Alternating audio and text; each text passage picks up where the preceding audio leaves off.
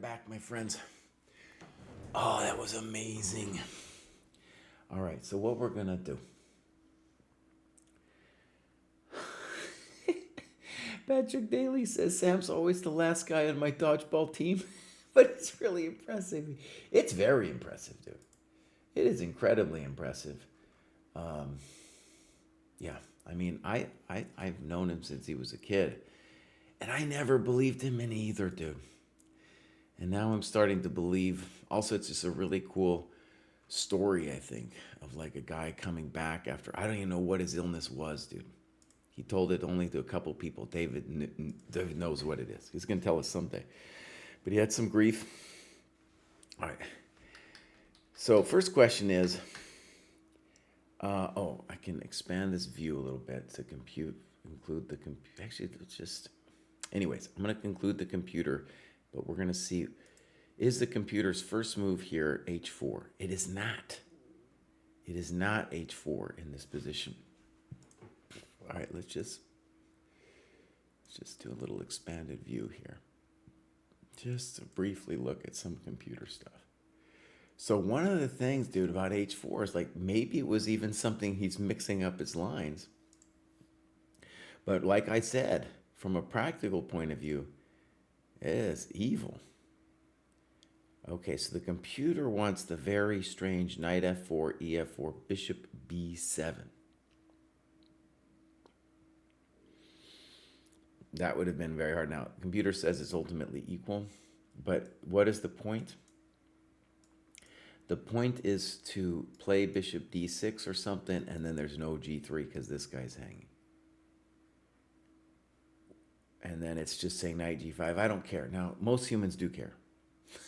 Okay, most humans do care.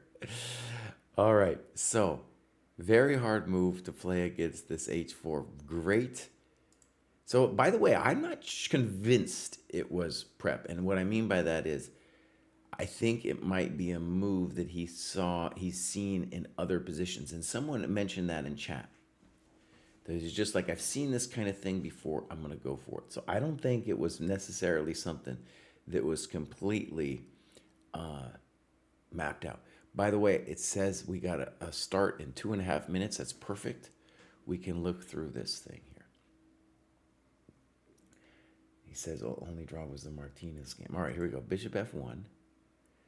King f1. Now it says we're much better. And I thought this was unpleasant for black, right? So knight f4, ef4. Now black assumes, let's say, the position here, knight d7. Okay, so chump GMs, of course, would play knight g5 here just because it looks like that's where the thing wants to go. But one of the beautiful things then about this position is white is playing really with two fronts. In the center, he's got better development, and also on the king side. So it's not just the king side. Rook d1, c6, maybe not the best move. Look at that. Actually, it says it is. c6, f5. Okay, so by the way, the computer almost always wants h5. You see there on the candidate list, knight e5. Also, it's saying white's position isn't that special here. f5, ef, queen f5. And now it's talking about queen c8, knight e5. There might be something wrong with queen c8. I didn't necessarily see it. Queen f3, and it's just, and then that's the move. That's the tickler right there. And then I'll push, and then I'll be better.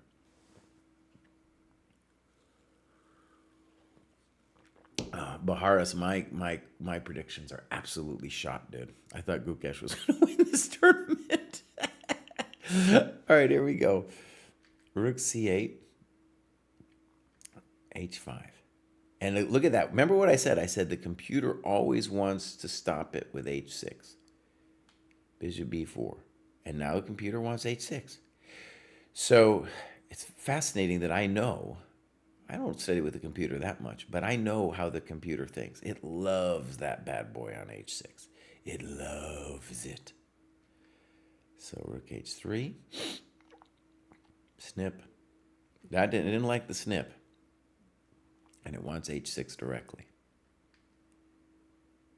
C4 exclam. I would say that's an exclam because it shows that Sam is going to hang two problems over black. D5 as well as the attack on the king. Now I thought, yeah, something like rook c7. I was thinking queen e7, e6, something to challenge the queen on f5. He goes here, g4, rook c7, rook e3, exclam. To me, that's an exclam because it just shows we're playing for control. And maybe this is even, well, what it allows, I guess, is just a nice position for white. All right.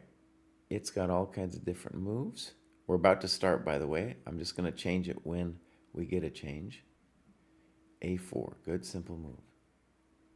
King E2, nice. F4, that was a top move, buddy. Knight F8. It wanted D5. We got D5. Do we got a check? We do. Rook D4, exclam. Knight H7. Knight C4, rook D8. D6. Knight F8. Oh, wait a second. D6. Knight E6. Rook E4. And we are now A6. Ooh, it wanted rook 4 takes E6. But this D7 is good enough. Amazing. Amazing. What did it want here for black? Check to the miserable king and then king F8. But then that's definitely pain. Ah, you guys, that was a great game. All right, we're going to turn the analysis off. We're going to go back here. And where are we? We're over here somewhere. Da-na-da-da-da-da. That was amazing. All right. So, I'm in the wrong business. There we go. Bang. Here's our game. Fix the template here. So I'm going to get rid of this little bit. That was extraordinary, man. Dude, Sam. Well, obviously the odds are on his side now. And Dubov can't play weenie chess anymore. It's time to see. If you're a Dubov fan, you got to be like, well, Dubov, it's time to show your tricks, bro. It's time to show your tricks.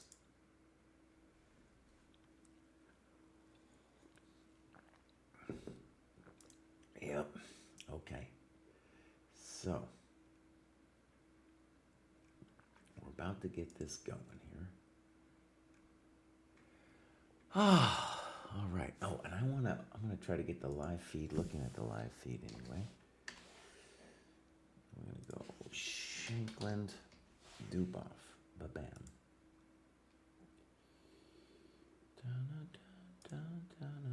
Now, before yesterday, they put a eval bar on this thing, but I'm gonna post this into the chat. I can do it in the YouTube chat too. Bang. So there's the YouTube link. If you want to take a gander at how the pirate is looking. Sam looks like dude, he looks like he's messed up. I'm a little messed up myself, man. Dubov always has like a calm about the kid. Yeah, big pressure game.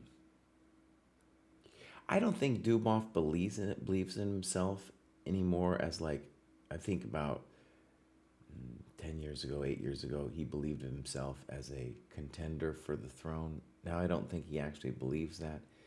He's here kind of as a tourist. Damn it, they're putting the eval bar on there. So I guess I'm not going to watch it too much. But even so, like just advancing to the next round, I don't know how much money it's worth. I'm not sure it's worth some. All right, we're out of here. Knight F3. So bang, bang. Knight F3 is often the kind of thing you do if you just want a game. Now the problem is Sam was going to have some kind of thing cooked up here. Sam's openings are just better than Dubov's. Dubov just wants to get a position. That's all he wants. D4 snip snap. Black has a variety of reasonable moves here. Sam might go for d5, and Sam could do a lot of different things here, but the hope of d5 is to liquidate this, to get this position and say, I'm just going to hold this bad boy. Yeah. Now, to my eyes, my naive eyes, e4 seems like it's an advantage for white. Small advantage, but an advantage nonetheless. So knight f6 quickly. Yeah. So I think the argument would be white's going to play knight c3. I'm assuming the engine would say that it's a little bit better for white, but it's the kind of position that's really, very solid for black. Well, that wasn't the solid move I was thinking of, but here we go. Sam obviously knew about this e5 thing. Bishop b5 immediately. Okay, and now if you're white, you're wondering, can I get away with some kind of knight f5? Damn, dude, Sam's open is just better.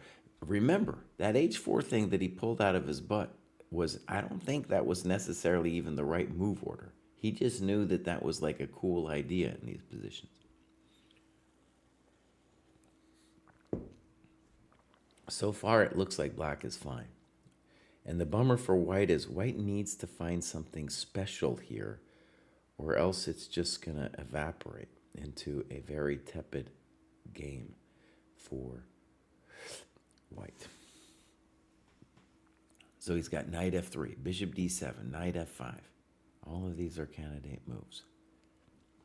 Bishop d7. Now, personally, I don't believe in this move that much because both queen d7 and knight d7 are allowing me to develop my coconuts. All right, queen d7 played. Clearly now, Sam is going to get a queen trade if he wants it. I think we're saying already that, now I guess, this is the only move that gives us a little questions? And we don't even have to take on d1. We could play knight c6.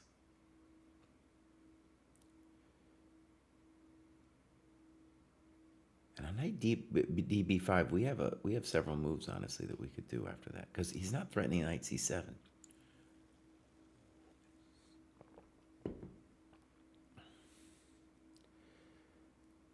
Honestly, I don't know.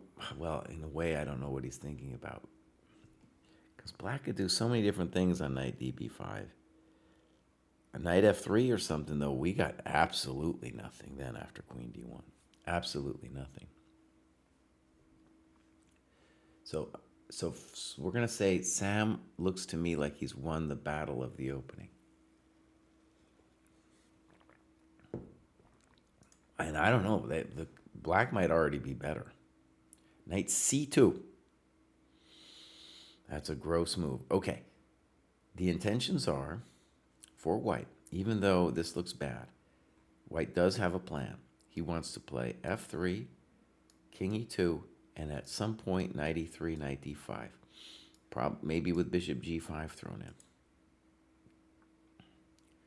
So it is a game. It's not like, even if the computer said that black was better here, it's still like a game. Mistakes are going to be made. And white at least has dreams of touching the d5 square. I mean, black, of course, has his own dreams over here, too.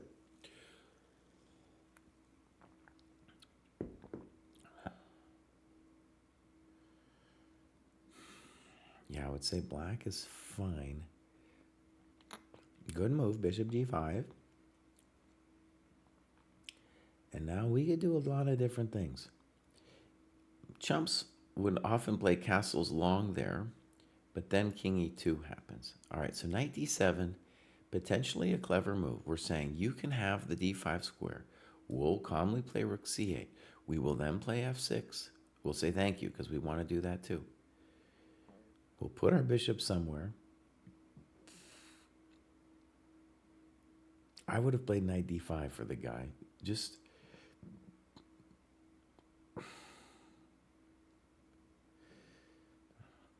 it's true that on knight d5 we could also play bishop d6. A little weird, but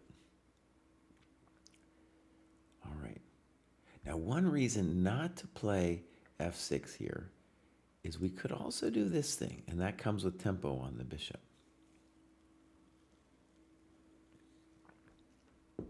Also, kind of amazingly, the knight on e6 defends the one drama point for us on c7. So king e2 may be a little fast. Again, we have almost a 3-minute time advantage. And I'll stress, people are talking about, is this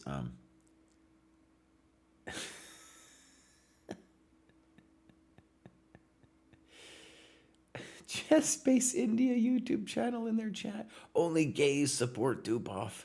What? What? I don't know.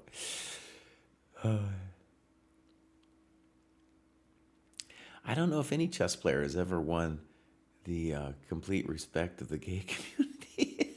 I don't know. All right, Sam has a couple choices here. f6 would be the obvious one, but this knight c5, e6 thing is reasonable. Even bishop e7 you could do. There's so many different things black could play here.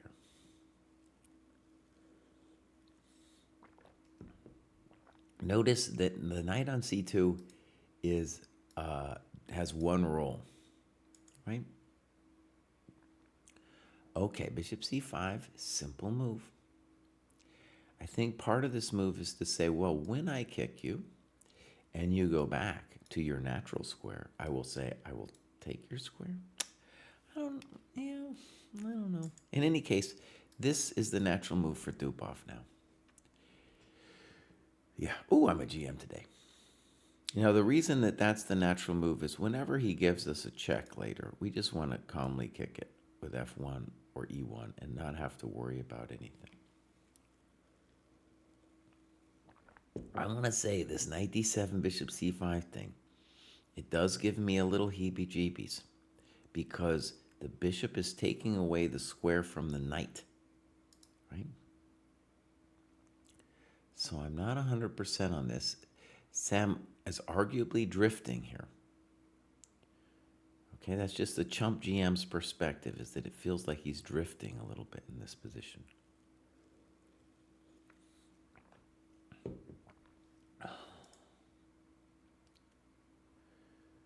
Why are there no gay grandmasters?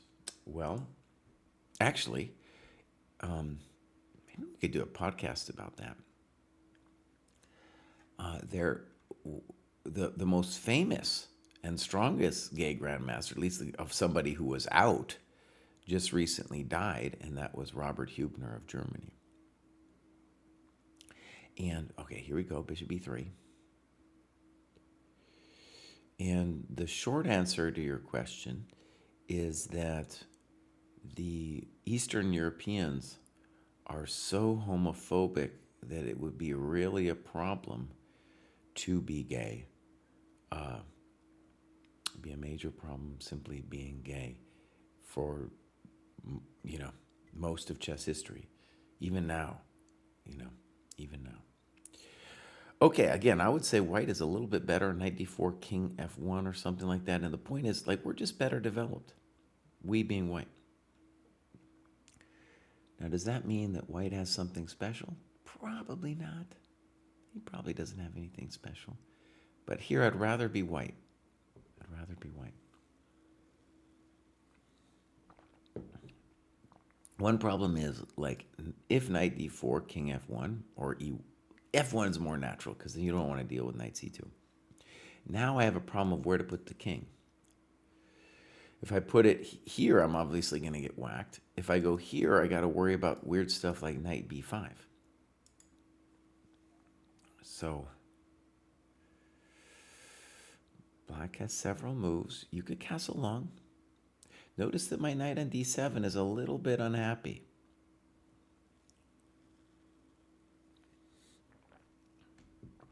It's of course true that my knight on d4 is proud, and white can do a variety of things, but probably wants to think about killing that knight. Now, knight c5, interesting move. He is saying, I don't need to commit my king yet.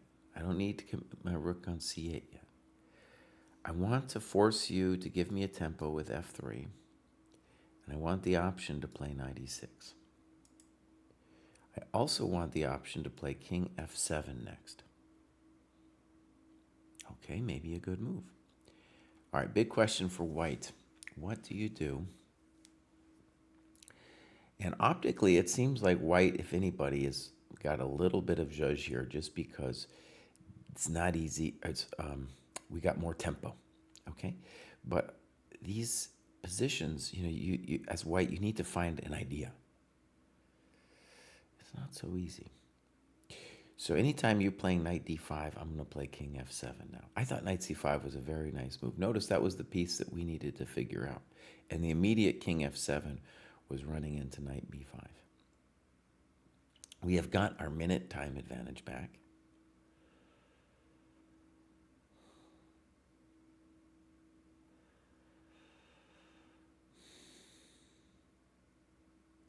Rook. One basic option could be, it's not the dumbest move. I'm going to predict rook ac1. If rook c8, we might get away with that and claim that we have a small advantage. That could be an annoying move, actually.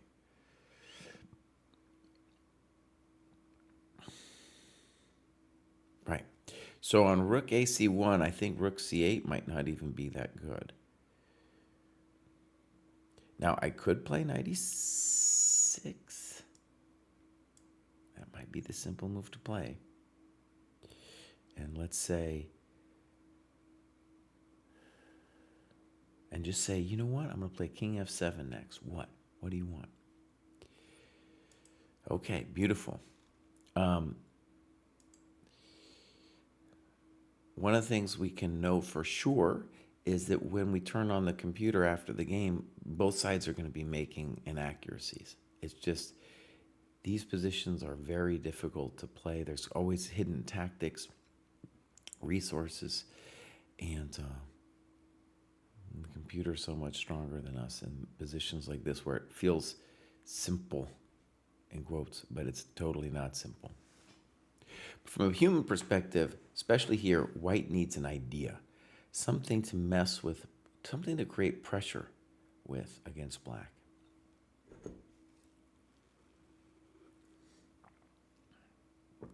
Oh, he's drifting down in time.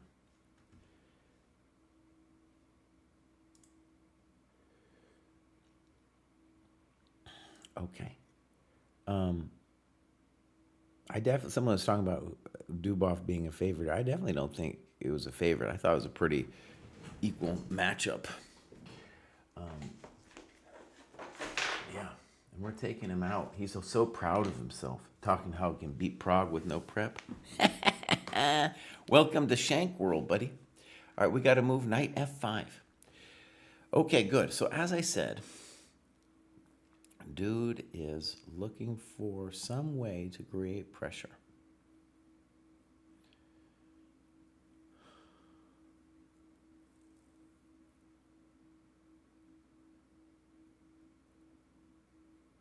Now, a crazy idea here from Sam is, could you get away with knight e4? And I'm going to say strongly, I don't know, but it's conceivable. So we claim that knight g7, king f7 were fine. We claim that knight d4, knight c3, there's no knight b5, and on knight e6, I could just take this thing. Okay, he doesn't do it. He plays El Safo, knight c6. Now, those positions, they were kind of hard to judge because maybe there's like knight g7, knight e4, and white does have an interesting position. Here the claim is that knight d6 followed by this is nothing. I believe that. All right, rook ac1 as predicted. So this could have transposed. if you imagine my rook AC1 knight e6, he could have also thrown in knight f5 here. All right, my default move for black would be king f7. I'm not afraid of this because I'll ultimately have all kinds of rook b8s anytime he takes on b7.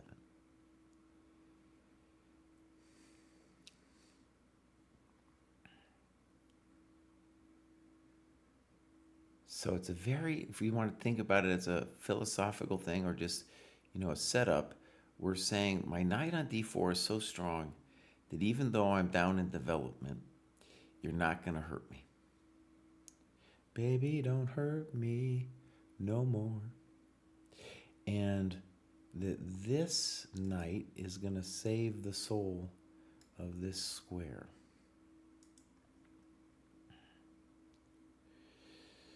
We really want to obviously get our rooks connected. So a possible move would also be castles. That introduces like knight e7 checks and stuff. King f7, you're worried about, is there some way that he can tag me on the back line? Maybe actually here's a variation we'd have to worry about. Knight takes. Now, of course, we could play pawn takes, but let's just play the natural knight takes first.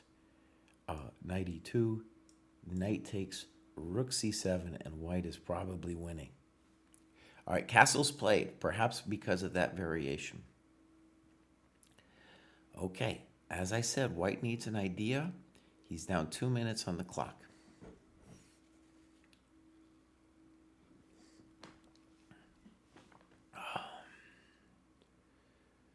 It's really a bummer for white because obviously he has to win, and he's the one who has to come up with an idea here. He needs some way to put pressure on the position. If we give black one move, either one of these rook moves, well, don't play rook c8, buddy. Don't do that one. All right, here we go. Knight d5.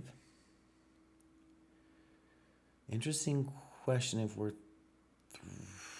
Okay, we are threatening to a certain extent, you could argue. The penetration on the c7 square. Maybe white is better. It shouldn't surprise us because he's got the jump here.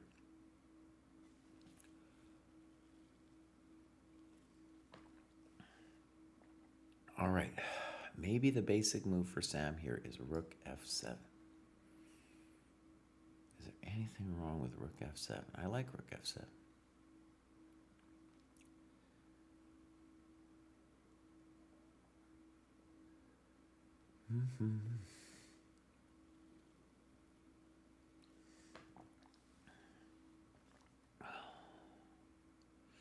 We should also say that white's not necessarily threatening anything right now because, if you go snip and snop and rook c7, rook f7, that maybe is. No, even then I'll go back and I'll say, buddy, you're out of here. You can't. Yeah, those are some thoughts there for black. So like maybe white's not threatening anything.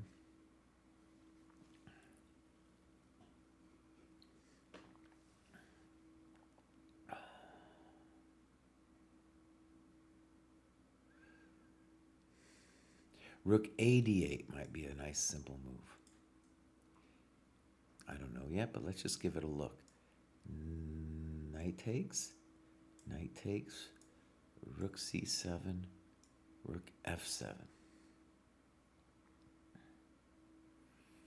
Now notice knight e7, we have king f8, no problemito and casito. Okay. We got knight d5 on the board. Beautiful.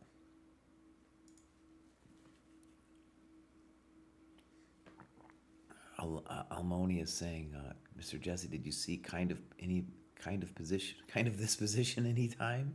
You mean, have I ever seen a position like this? Sure, I've seen loads. Now Sam is tanking. He's looking for a nice defensive idea to make sure. He just needs to make sure he's not getting his coconuts torched. And rook a d8 looks good to me. It looks nice and simple and strong.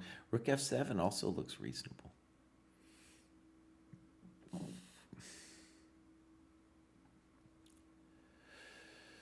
with these knights hanging all over the place, you know, you was, oh, I'm a GM today.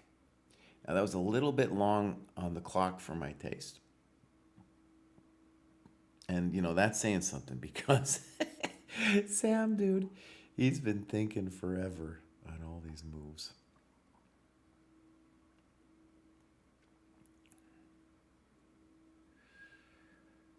Now, one very basic tactic that we need to watch out for is knight takes, knight takes, knight e7, king f7, and now rook c7. Now, I don't believe in this at all, but this would be something we'd want to check.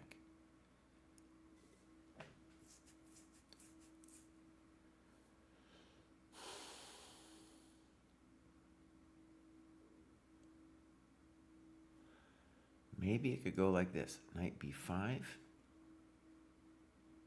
We're threatening this rook. Rook d8. Rook d8.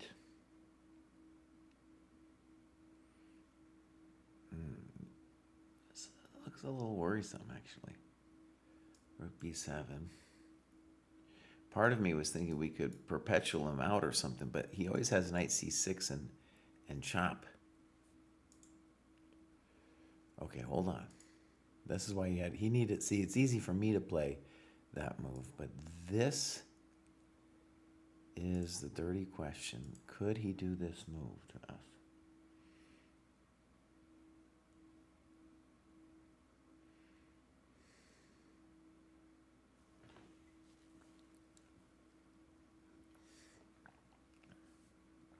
I was thinking this. I think this is the key question here. If you remember, the difference is if you play rook c7 first, then rook f7, knight e7, king f8 is absolutely nothing. So could you do this instead? Let's look at that again. King f7, rook c7.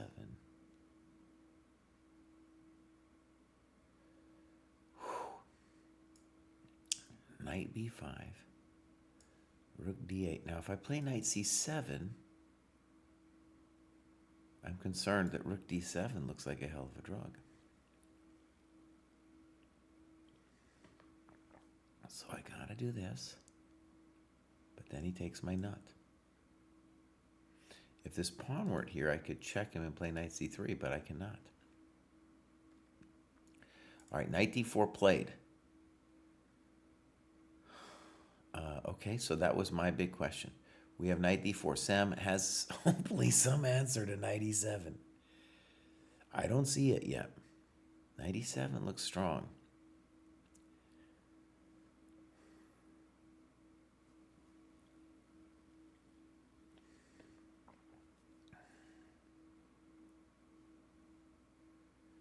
Now we got something from Patrick Daly saying, welcome to the dojo. I don't see no welcome to the dojo. He was saying rook d8. He says something about rook d8, knight c6. Rook d8, yeah, also, but I mean, just basic rook b7. There's also, Patrick Daly's pointing out, knight c6 is also good. Okay, knight e7 check, king f7. Sam has an idea. I don't see it yet. Rook c7 is the only move that makes any sense here to me. What am I missing?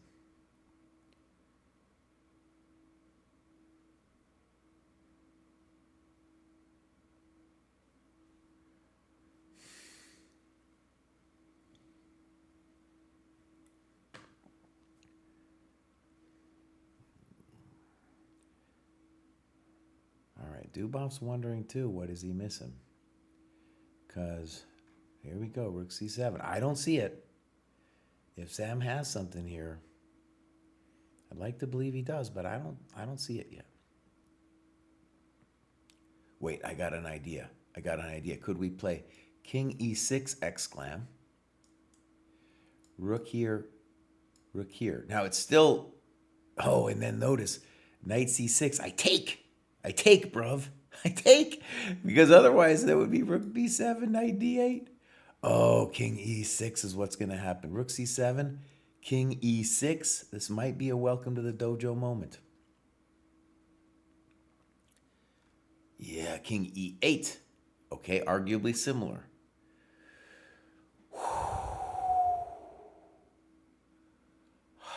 Chihuahua. Ay, Chihuahua. So we're claiming rook b7, rook f7, and you are cooked. Now, I don't know about king e6 looked better to me because now doesn't he have knight f5? The answer is no, he does not, because we take, and when he takes, we take, and that's called the tempo, bruv. Damn. Ooh, king e8, tough as nails. We got to watch out for rook f7, my friends. Dang, Sam's playing some good moves. Now remember, I got to that position, and I was like, I don't like it. It was the natural continuation, so that's the one you want to look at. But I didn't see it, and Sam, I think king e6, by the way, probably also worked. But king e8, simple and strong. We are about to play rook f7 to excommunicate this folio from our business. Dun, dun, dun, dun, dun, dun, dun, dun. That's right, Slavo. That's right. Oh, it's looking good for Sam, dude. Nice defensive work.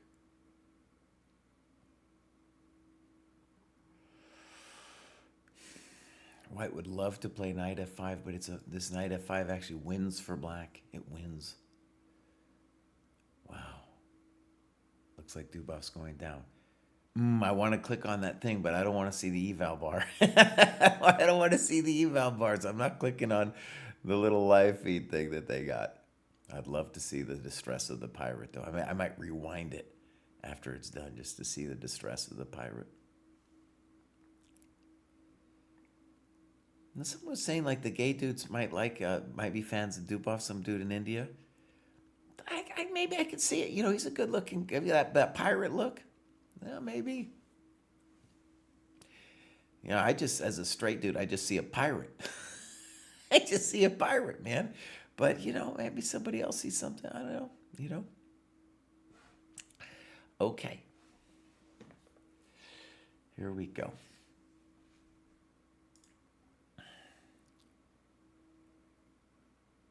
The Indians are still upset at Dubov for saying they don't have girlfriends. Oh, man. Well, he went pretty hardcore. All right, knight d5. So knight d5, to my mind, okay, looks like a move where we're just saying, I lost the, I lost all my trickiness, and now I'm just keeping the game going. Black is now fully equal now. There is no drama for us, I don't think, at all.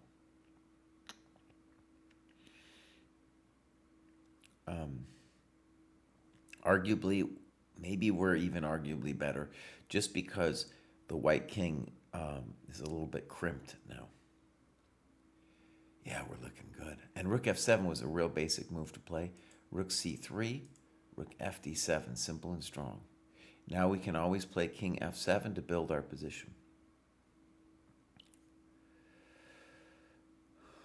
Now the good news for Dubov would be to say, bro, I get it. I didn't go well for me. But I know that mistakes can still be made here. It's hard, though. It's hard for, like I said, White's the one who needs to find an idea. Hard to know what that idea is.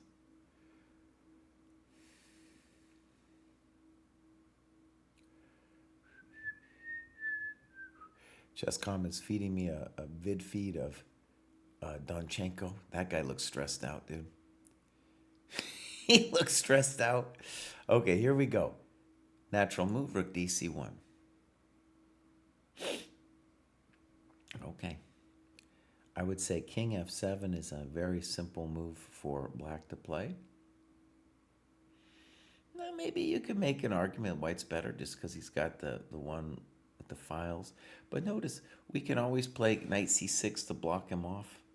King f7, very simple. Hard to know what white's going to do. And at some point, we might play f5, h4. That's just to create a little friskiness over there. Now, I'm assuming f5, f3 is what would happen. The good news for black is we're the ones who get to decide when we play f5. Now, if we were going to have drama for... I think a basic way for black to play this position, he plays h5, is at some point just to go pop and pop. That would be a real simple way to deal with this. g3. Okay, so wait. Now, one good thing about black having the king here is on f5, f3. Knight f3 would normally work, but that's unfortunately a pin. So Sam's going to be looking at f5, but the basic maneuver is knight c6 to e7. Not only conquering the knight, but conquering the d file. Sam is looking for other ways to maybe be a little bit more fancy than that. We got knight c6. I'm a GM today. Very simple moves. h5 really calm. Just be like, you know what, bud, you're a little hairy, the h-pawn. We're just going to stop him, bud. We're just going to stop him and ask you what you want to do to me. Now, if I get the d file as black, it's going to be hard to prevent the complete liquidation. All right, here we got some moves. King g2. I don't understand that move. Knight e7, knight e3, knight c6 back. Simple as chess. You're the one who has to do something. Now, I think I'm probably threatening rook d2. Again, white's the one who has to find an idea. Not so simple. Oh, Sam, buddy, you played a great tournament, dude. You are playing a great tournament. By the way, here's an interesting question. Sam's greatest achievement to date was definitely winning the U.S. Championship, in front of FIDE and all kinds of other players, okay? That was an amazing achievement. All right, rook b3. Here he's just being annoying. He's like, you know what, I'll just talk to your pawn over there. A basic move from black would be to play knight d4 and then back to knight c6. At what point, though, does this become the greatest event? I think he has to qualify in order to surpass the U.S. Championship result. The U.S. Championship result was amazing. As a chess fan, though, this is more impressive because Sam has struggled recently, All right, I'm anticipating just the very basic knight c6. And whenever you make a comeback, dude, oh, it's amazing to make a comeback. Now, Dubov's intention might be to say, if knight c6, I'll play knight d5, and at least for a momentito, I'm preventing knight e7. So is that clever? I don't know. a6.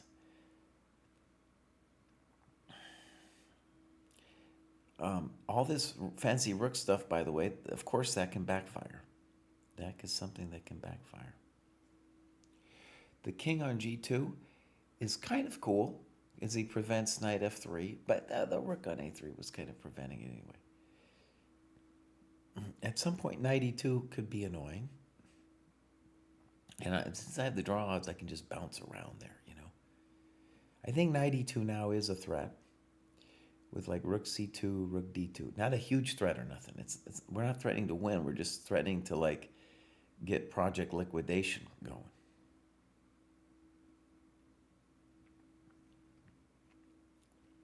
If Sam wins this WC, that's pretty big. Well, I think if he qualifies, I'm going to put it that way. All right, knight d5, rook d6.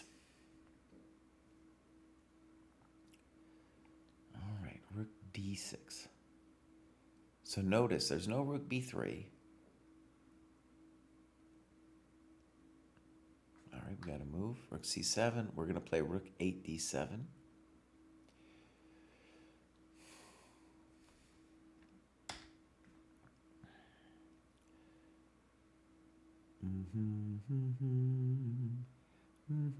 We're threatening rook takes d5 now.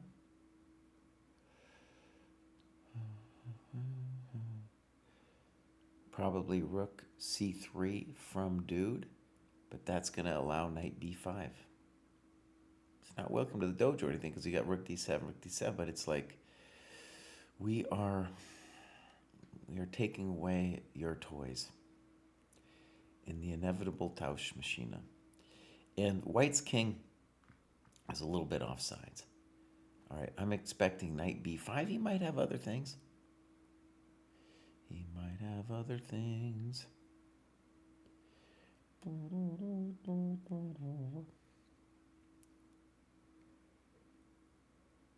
White is not threatening anything. So in addition to the basic knight b5, you could play king e6 or something. Knight c6. Now again, we're threatening rook takes d5. And on rook c8, we have a very simple move with knight e7, getting the liquidation that we've been talking about. Very simple and strong.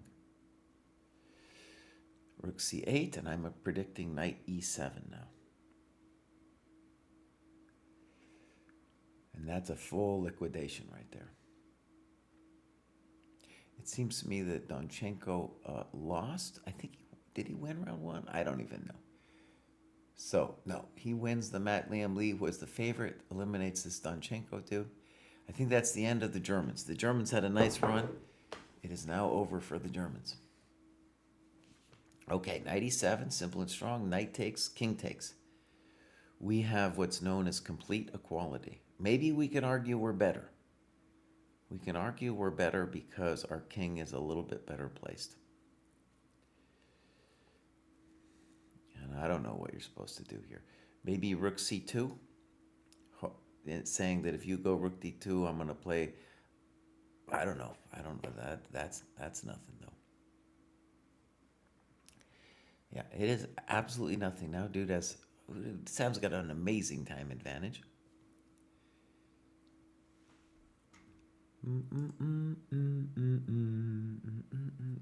We got a Twitch chat comment saying that Donchenko won the first. But anyways, I'm gonna look into the other people later. They're saying that it's gonna go to tie breaks. More tie breaks. This is the main match of the day for me. I'm also interested in Yospem, but this is the main match of the day. Rook h8, rook d2. Simple and strong. I'd rather be black.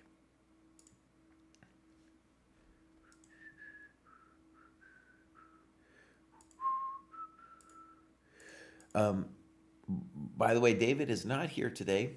Rook b3, that was expected. Because his wife is saying no. She's saying no. Now, is this mildly annoying? I don't think so. But we do have to calculate a little bit here now. So the second the rook takes here, it's out of play. But one drama for us is we can't activate this other dude until, okay, so b5 is played, rook h5, and now rook e2. Good move. We can't play rook d2 until this guy's covered, so Sam plays b5 first. Maybe the guy should have considered rook a3. Now, one piece of good news for white is that we can at least defend the f-pawn with this guy. Okay. So maybe a good move for white would be, I don't know. If rook f5 now, we just take on e4. If rook a3, we have a choice between rook d6 just looks so simple to play after rook a3 because we're threatening this coconut. So rook a3, rook d6, rook h8, and rook takes e4. We're golden. Now, he's going to try rook a8. But I think a basic move for us there is rook back to e2. Yeah.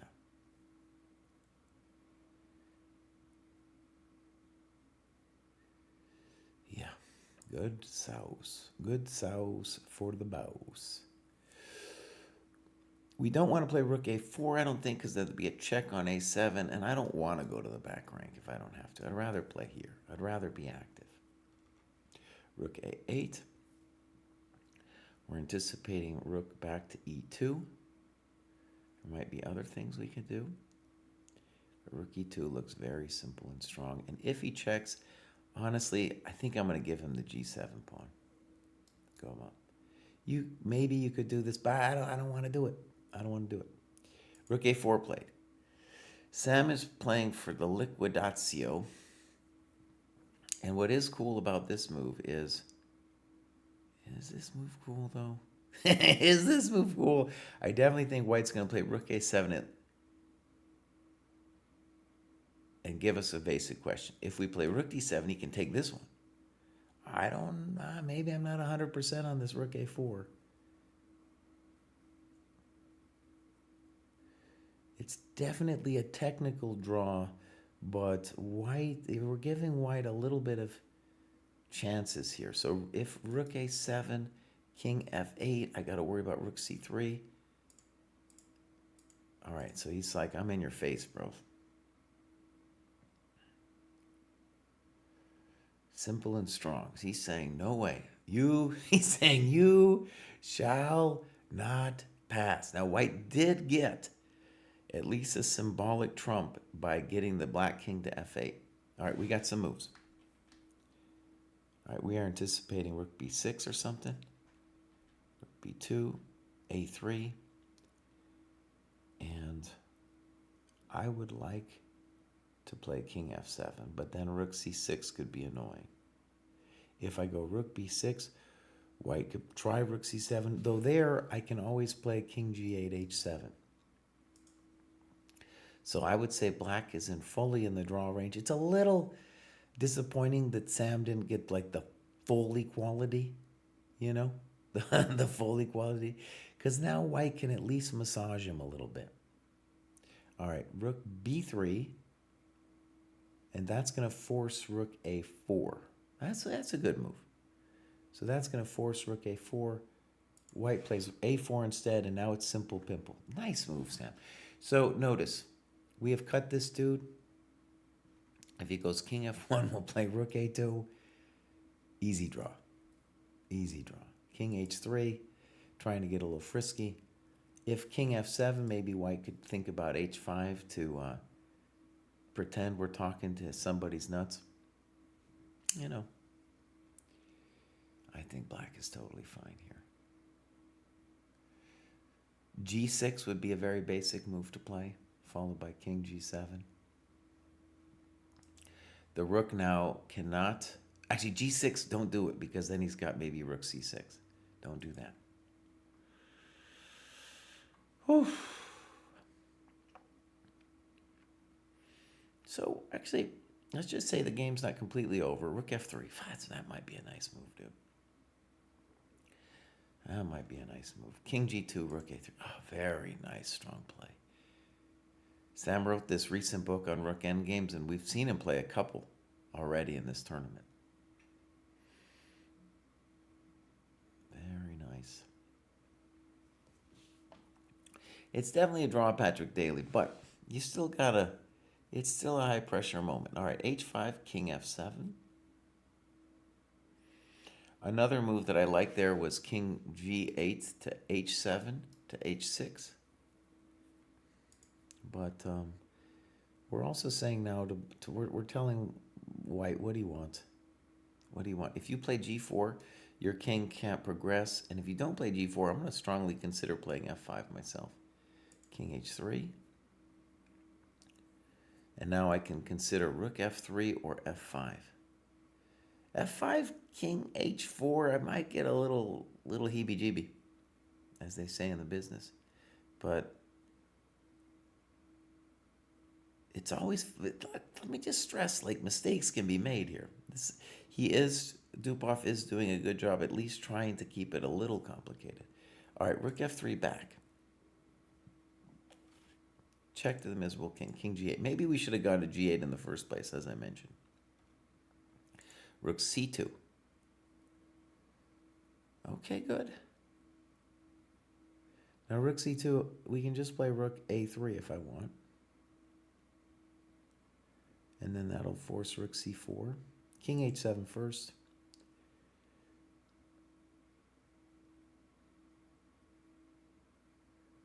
So if king g4, which we got, we're going to go rook a3, and I assume follow that by king h6. Rook b3 might be a fine move here too. e4, Sam, don't play.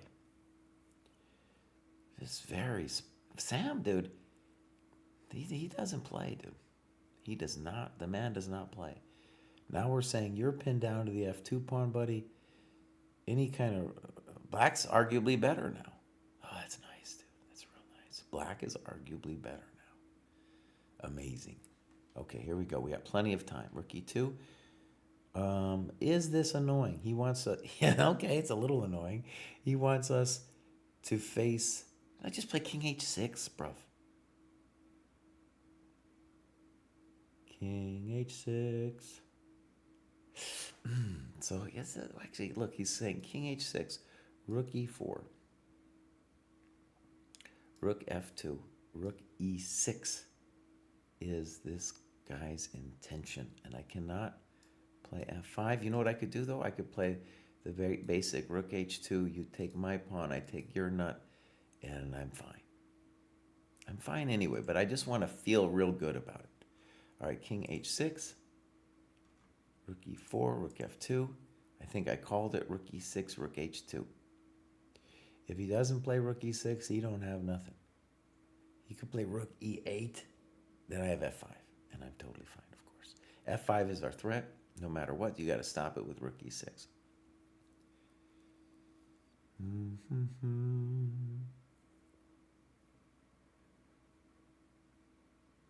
Oh, I got an idea here for white. Rook e6, rook h2, rook e8. And then I think I'm going to play f5. I'll just play f5 at that point. Easy liquidation. All right, here we go. All right, rook h2 looks good. Or rook c2. Maybe simpler. Oh, Sam finds simple moves, bro. He's not interested in my complicated saus for the bows. Yeah. They would have... Now this one, this is complete liquidation. Okay, and this is interesting. He's saying, Sam, hey, are you worried about king h5, g4? Sam is not.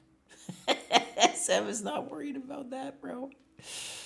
Okay, rook h8. We're going to play rook c5. Rook a5, trying to be tricky. Dun, dun, dun, dun, dun, dun. Yeah, we got a lot of different moves here. King h6 makes sense.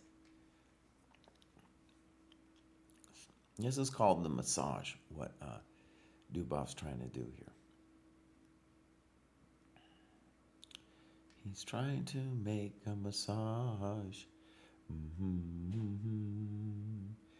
bum, bum, bum, bum. Well, Patrick, even if black wins, it's all the same to white. That's why white can take any kind of risks for some kind of dirty trick. It doesn't matter to white if he loses this thing.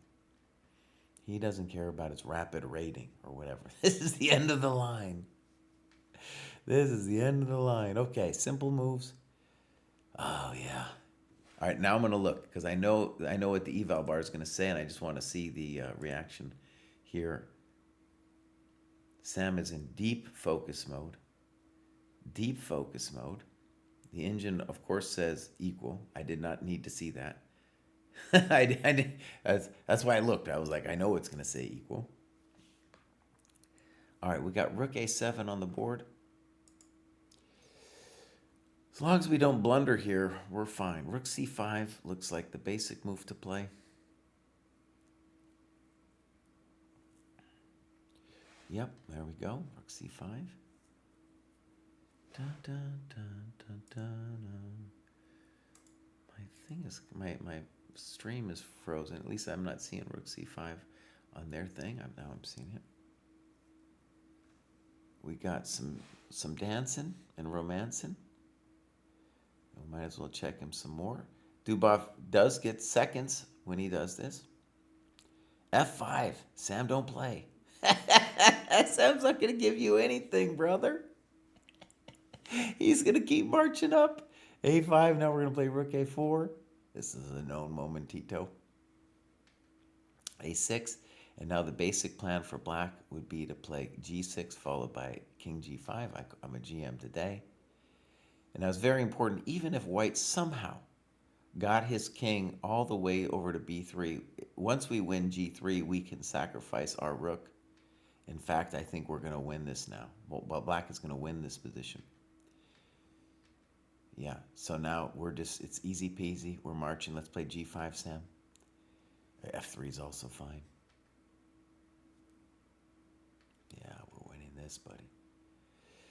Whoo! GG's, that's right. G5, we're winning this position. And Sam knows that he has to win this game. Now, Dubov will not accept a draw. The only thing he's going to accept is a victory. G5, yep, thank you very much.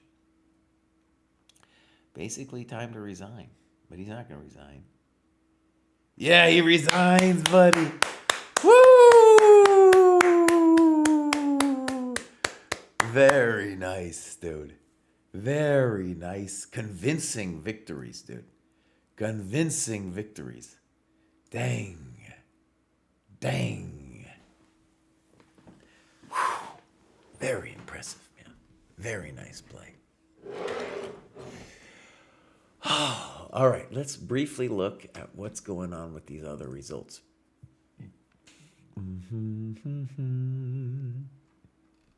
All right, what have we got? So, let's just go down the line. Sindarov wins. Aragaisi wins. Shanklin's in. Liam Lee, these guys are going to go to blitz. I don't care. I don't care. You guys blitz it out. Episenko's probably going to win this thing. And then Yospem. If I was going to stay and watch anything, it would be to watch Yospem. Oh, man. Holy moly. I might stay and watch Yospem, dude. Okay, but a couple things first. I just want to do a brief rundown with the engine on this game, which I thought was pretty great, dude. I just want to check some of my assumptions.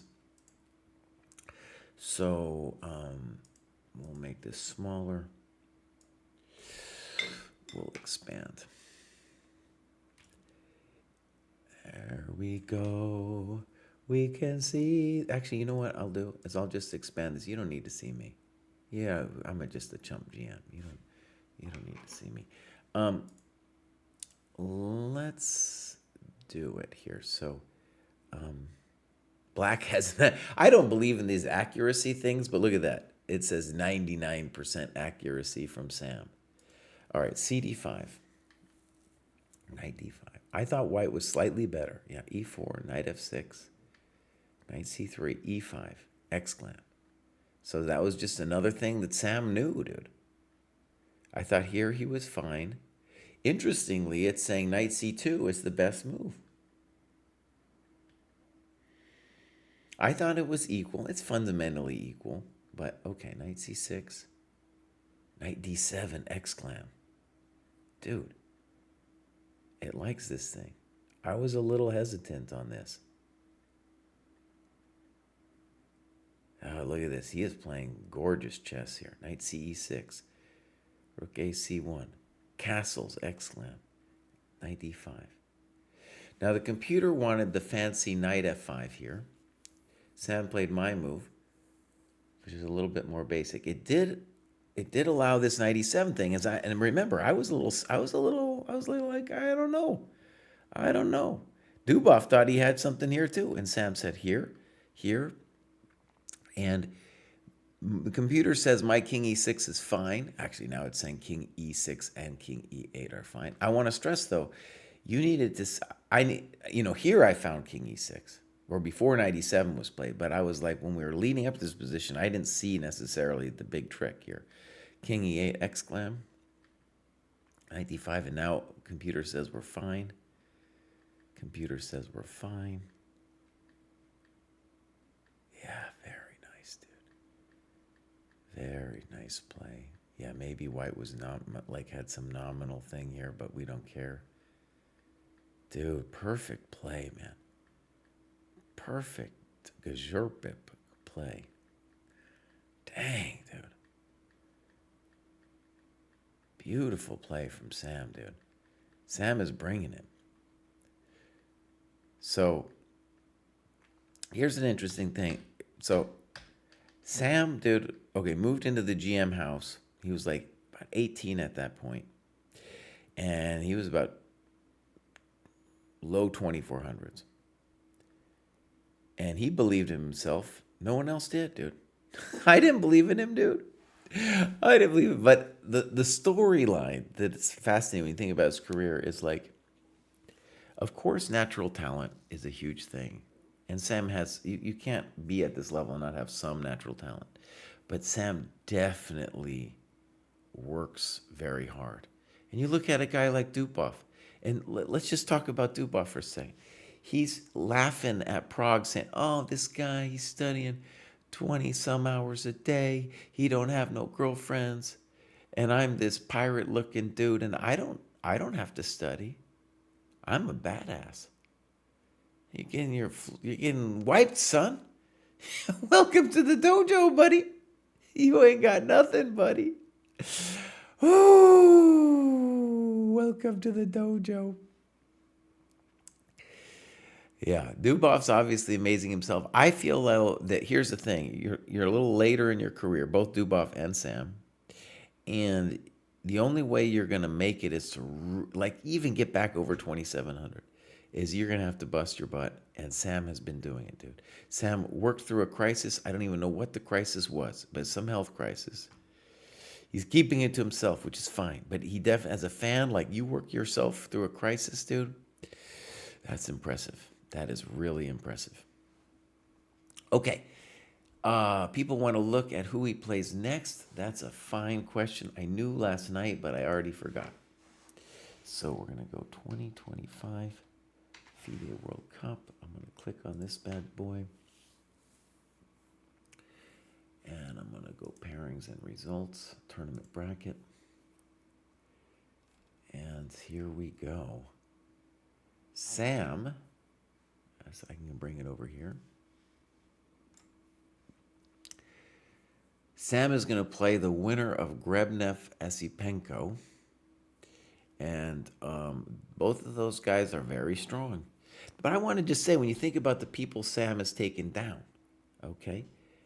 Rapport, Vidit, Dubov. I would say of those, the strongest would be Vidit or Rapport.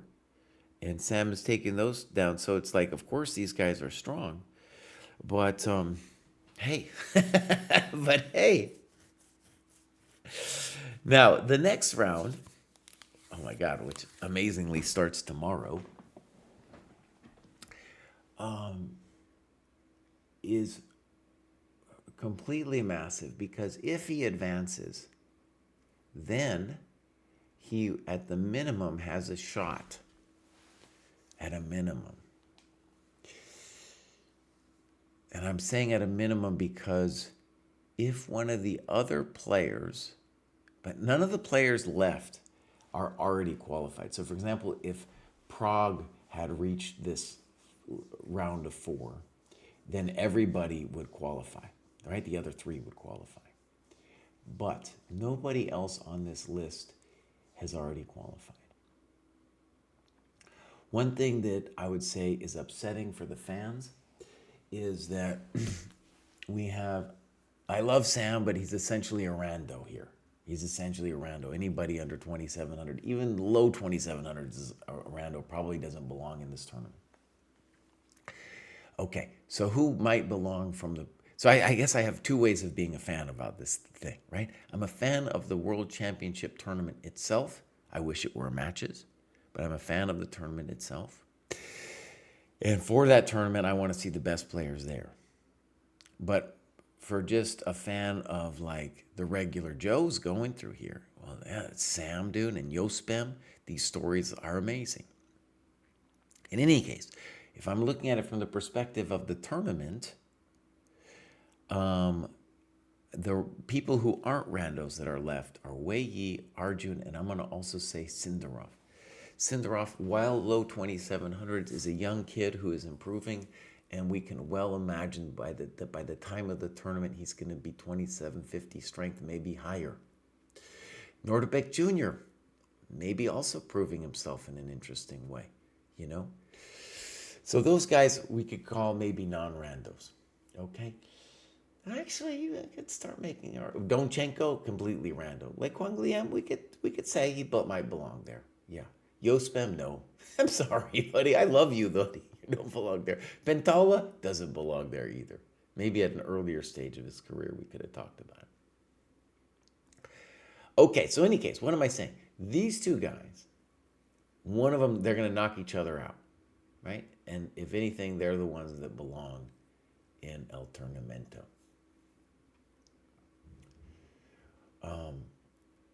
Yeah, amazing. And one bummer for Sam, too, it is like you beat Dubov and your rating didn't go up. Okay, that's maybe a mild bummer. But, you know, also with Rapport, that also went to tiebreaks. Vidit went to tiebreaks. So those games, he didn't actually progress in rating. And, you know, obviously, getting to this next round is way more important than the rating. But Sam, I know, also wants to make it over 2,700. And beating these chumps in these tiebreaks doesn't really do it. Okay, I think Firesnap is going to join me in a second. Firesnap, how are you doing, buddy? Good. Sam won, dude. What? Yeah, Sam won, so he's on to the next round. We might follow this dude, Yospem. Is he 2.5? Yeah, he's 2 point. Well, it doesn't matter. I mean, he's 3-1. Yeah. We might follow this Essie Penko game is still going on. And then we want to talk about Yospem. Where the hell is Yospem, dude? Oh, it's sometimes hard to find things here. All right, here we go. There's Yospem. So they're going to start in a little bit.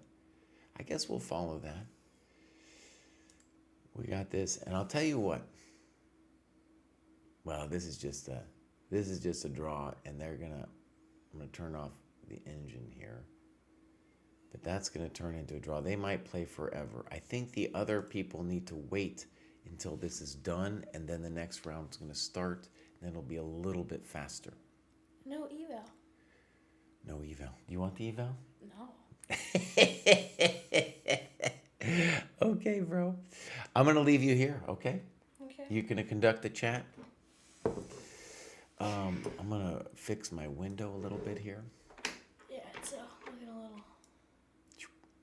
I did that for looking at Sam's game with the help of the computer after.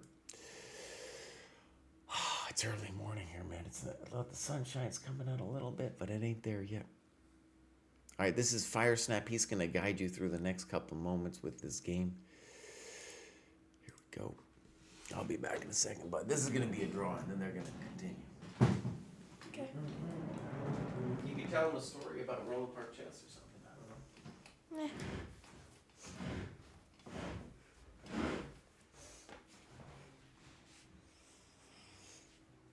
Okay, so, yeah, it looks like a draw. I mean, you could push this pawn if you wanted. Oh, you could push this pawn if you wanted. Here. Da-di-da-di-da. Could push this pawn. Oh, we have enough. Okay. Looks like rook e6.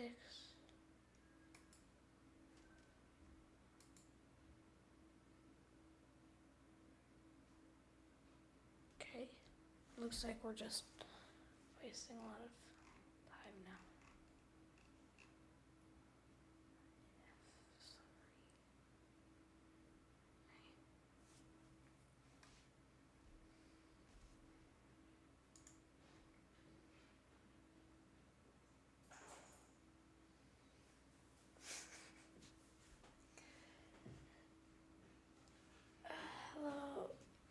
Twitch chat.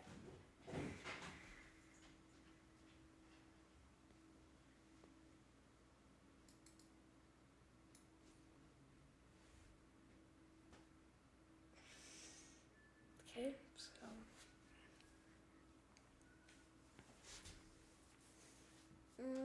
it just looks like they're gonna try and push their pawns into a draw.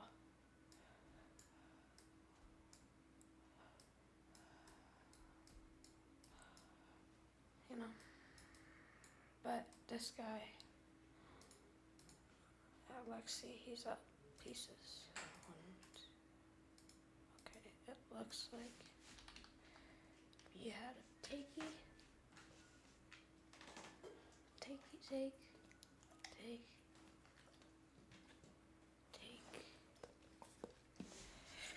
Hello, Winnie. You can't be here.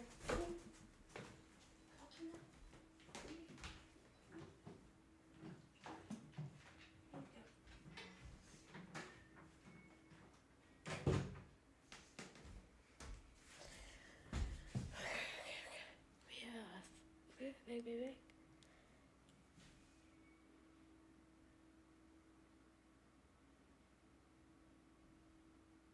No, G 1975. We're not gonna do evals.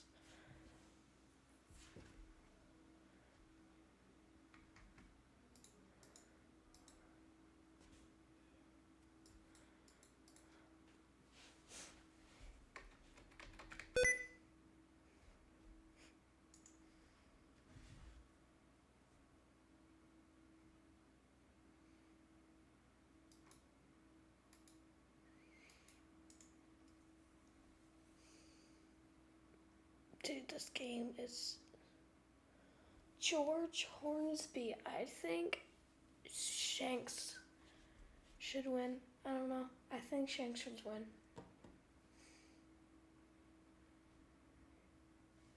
Let's check on the YouTube chat.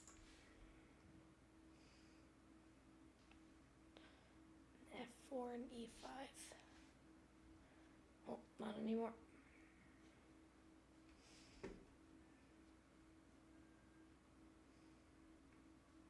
Mr. Pizza says, okay, another hour.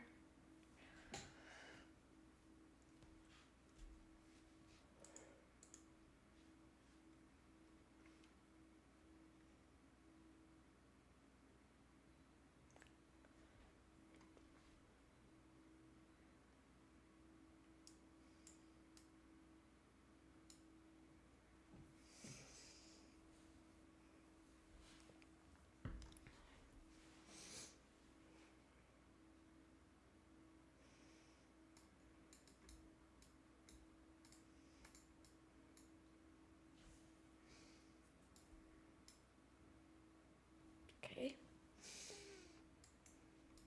Good go.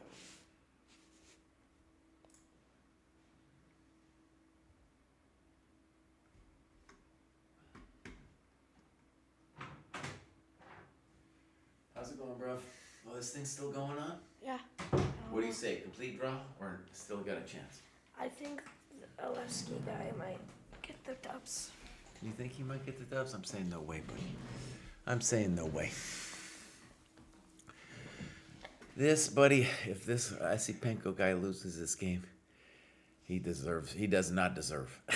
He doesn't deserve nothing. F5, strong move, I saw it coming. Ah, yeah. EF, King F6, complete draw. If E5, F4, complete draw. King E6. Sorenzo's back with the +6-7. Who's back with 6-7? Sorenzo Lamas. He was here yesterday when we were talking about Minus 0.67, dude. That's pretty good. One of Firesnap's favorite things to do is like, we'll say something like, "Hey Firesnap, how much time till you get ready?" And he'll say, 6 or 7 minutes.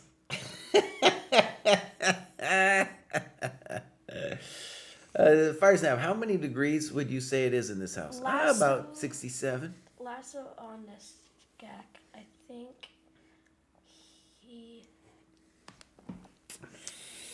I Yeah, think. he's responding to me telling you were wrong, bruv.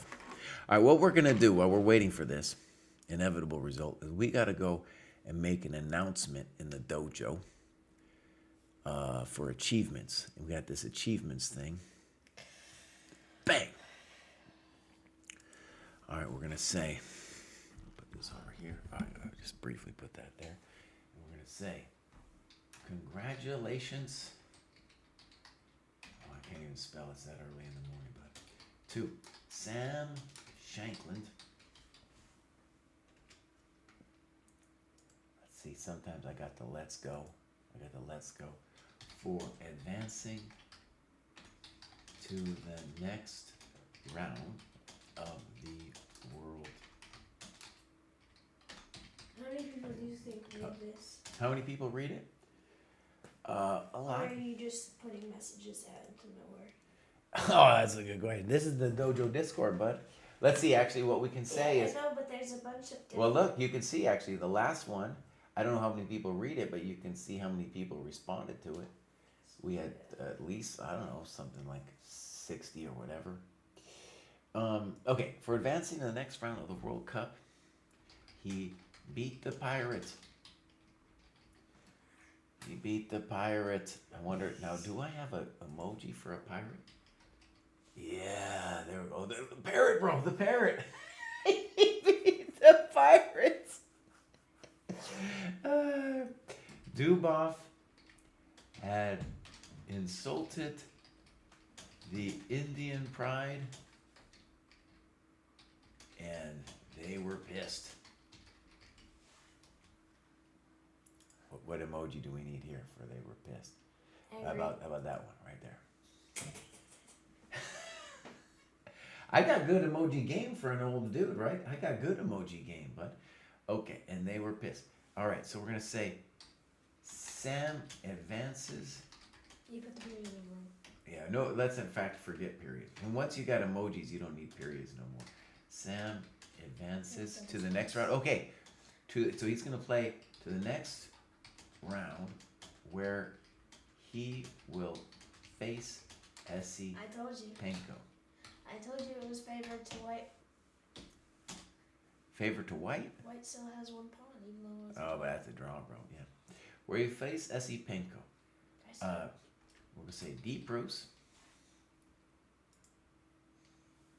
And I will be up bright and early to cover it tomorrow. If he wins that match, he's got a great chance. How do I say great? Just don't say. Great.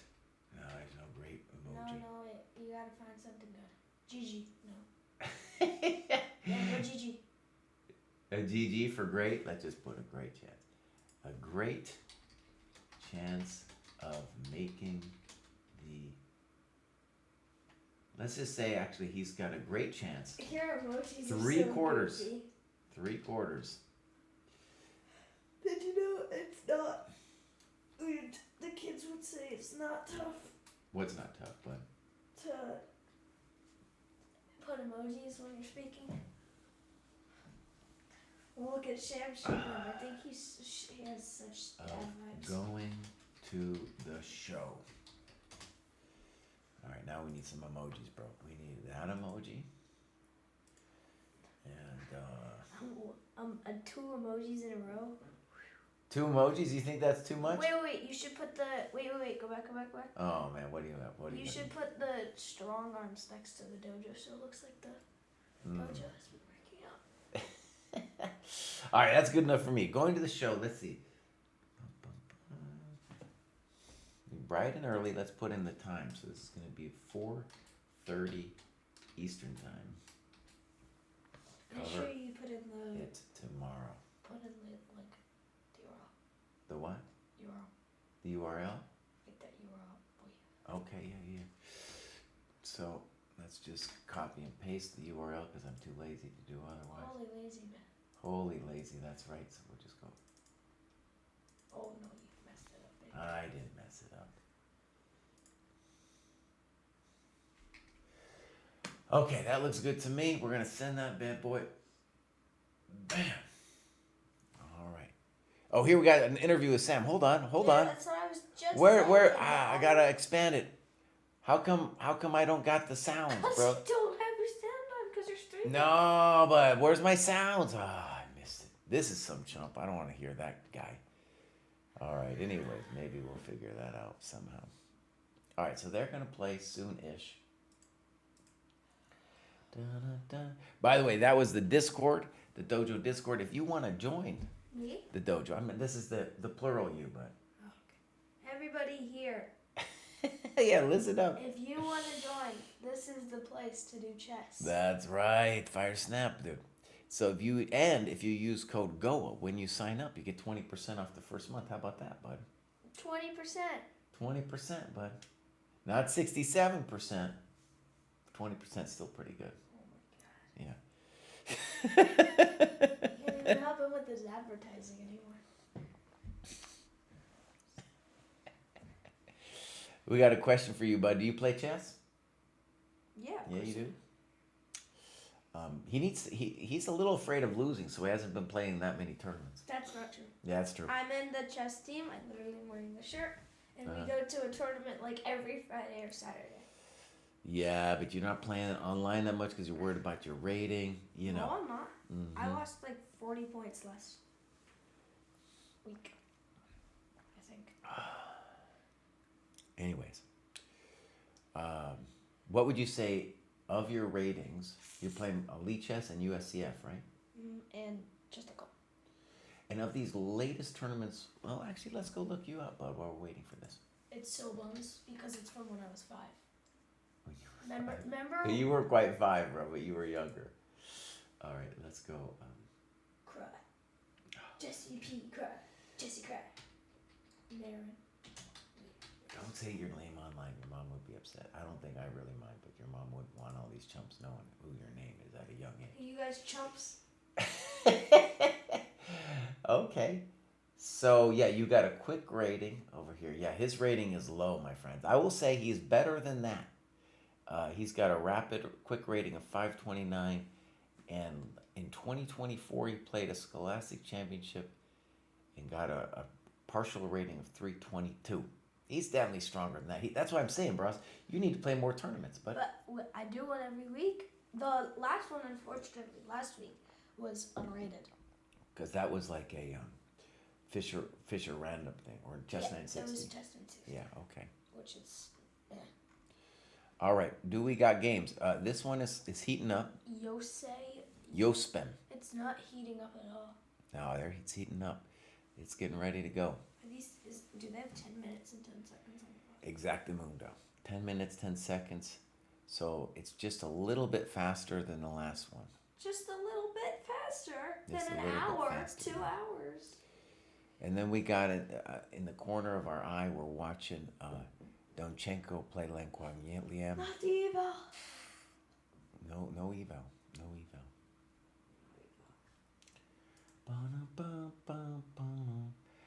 The board is heating up, but the pieces are cold.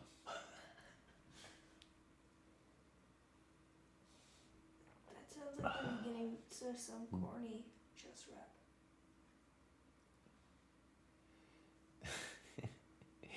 That's right.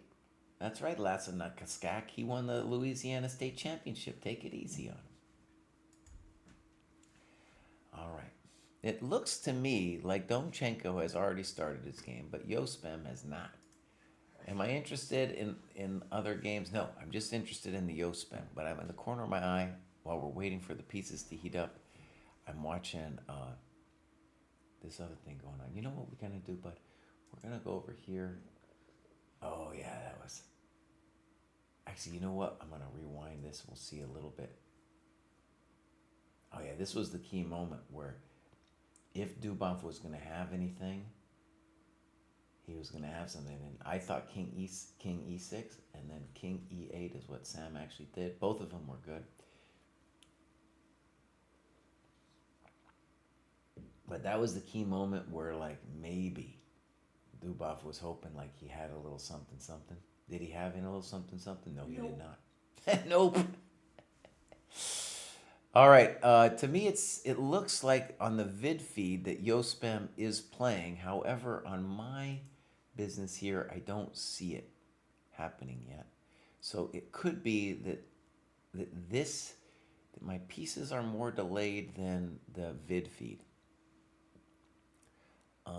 Looks like what I'm gonna call a stable position from Yospam, but a little bit I can't see it that good.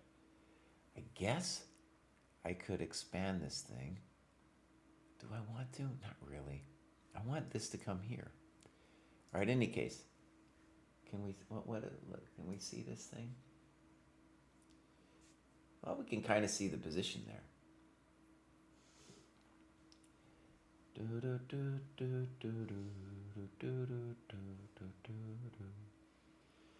How are the peeps supposed to see Jose? I don't know. I'll tell you what. The chit chat. This is what I want to do. We want to go Martinez, Hari Krishna. We'll see if we get this as a YouTube feed too here. There we go. There's our YouTube feed. There's an eval. Now, there is an eval bar, so we don't want to look too much. But I want to go escape now. Over here, escape. Where's my... Oh, bro. Okay, where is my game, boss? Yo, FIDE, where's my game? I'm trying to follow this. See, it just says it's not starting yet. They are blowing it big time. Something's wrong with the feed, man. Something's wrong with the feed. All right. Oh, it's showing me the eval. Sucks. Yeah, it sucks. All right, we're just gonna bring this in for a second. No, nobody look. We're just gonna bring it in. Guys, you can't look. It's okay, bro. It's okay. Now, I just want to say the eval is showing white a little bit better, but to my mind, it's just an equal position. Maybe like some kind of bishop b3. I called it. I'm a GM today. Actually, this is... Oh, it's not showing you because I have to actually manually put it in here. If somebody could tell me when the board actually starts working, that would be cool. Why do you have Moobot deleting links on your chat? I don't think we do the MooBot. It's like that's just a thing where some Twitch setting doesn't allow people to put... Oh, I see what it's saying. It's giving me a worthy link, though, because it's saying the lead chess, we can click this, has it. Oh, okay, Yeah, there we buddy. go. There we go. Somebody's on top of it. Thank you very cute much. kitty cat. All right, now, is my screen set up to watch this good? Now, unfortunately, we don't have the pictures or anything. That's fine. We'll just Card draw says you should. go over here. 5-card draw has a valuable point. Now, here's a hilarious thing. We're mildly affiliated with chess.com, and they sometimes pitch a fit if we show Lee Chess. But bro, if your business ain't working, we're following Lee Chess. Right, buddy? Yeah. Right. It's the 2 starting levels of my name. All right. All right. So I would say maybe I don't know, Rook C8, I think we're fine. He plays Rook B7. The reason why Rook B7 is mildly controversial is we need an answer to Rook D4. That answer might be Knight D5, though, because we are threatening Knight F4, followed by Bishop G5. Oh, shoot. Back to live mode. But Rook D4, Knight D5... It might be hard to defend our coconut over there.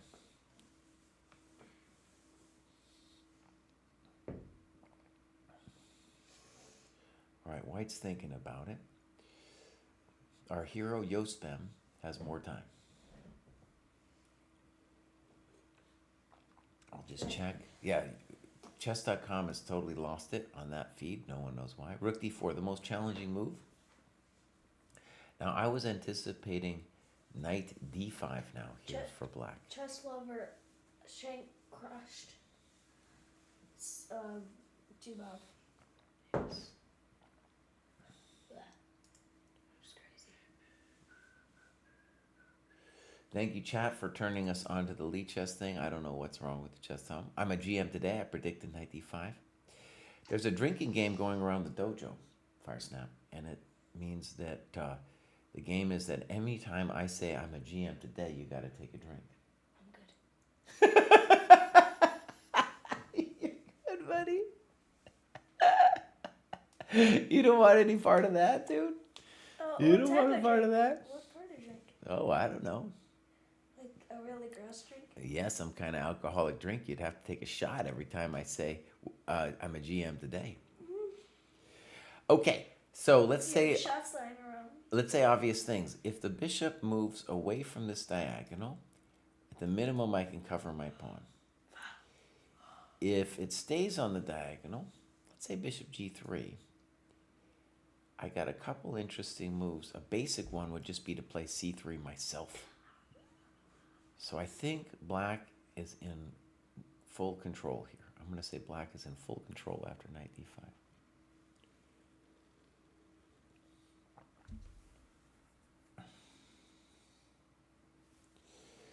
All right. Yeah, I think Yospem's doing fine. By the way, I just want to be clear that,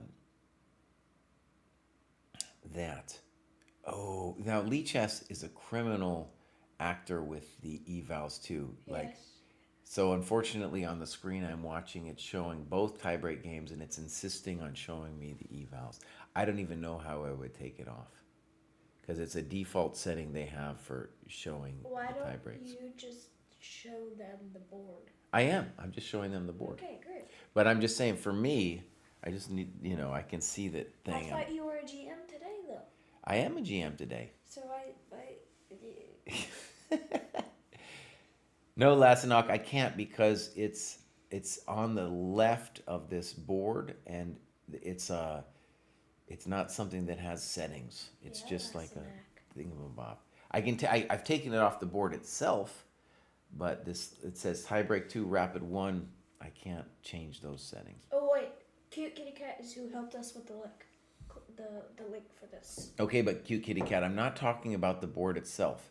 I'm talking about the thing on the left of the board. No, there's a button that you can. Oh, click this. Click that. Oh, you're a genius today, Cute Kitty Cat. Thank you, bud. Thank you, bud. Thank you so much. Jesse ist ein Großmeister heute. Okay, so as predicted, because I'm a GM today, I said if the bishop moved away, we would have rook c7. Black is completely fine in this position. So notice, maybe white had some symbolic advantage according to the computer. Now white is drifting into perhaps slightly uncomfortable territory because we got bishop f6 as a thought coming up. Of course, we can just castle. Is the knight off sides? It looks a little off sides.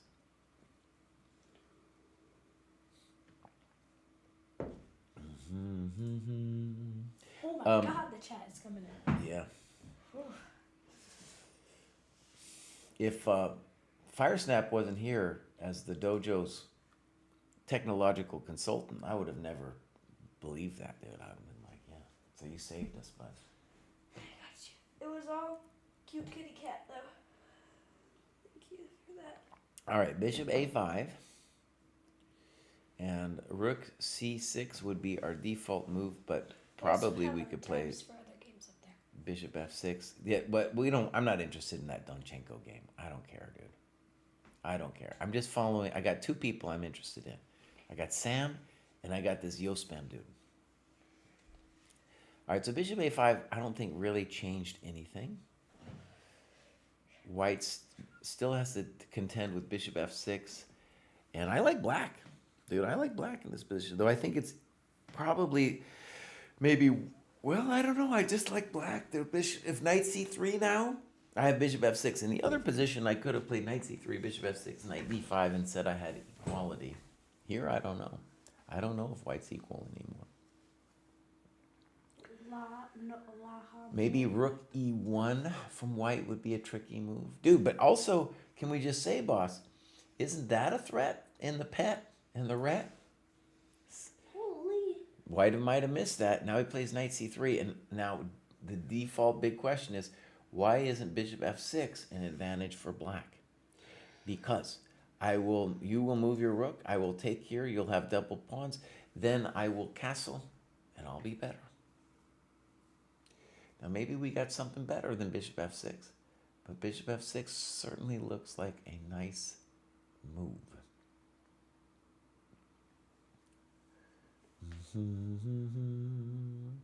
Skivix. There's a round button next to the board. Disable it. Mouse.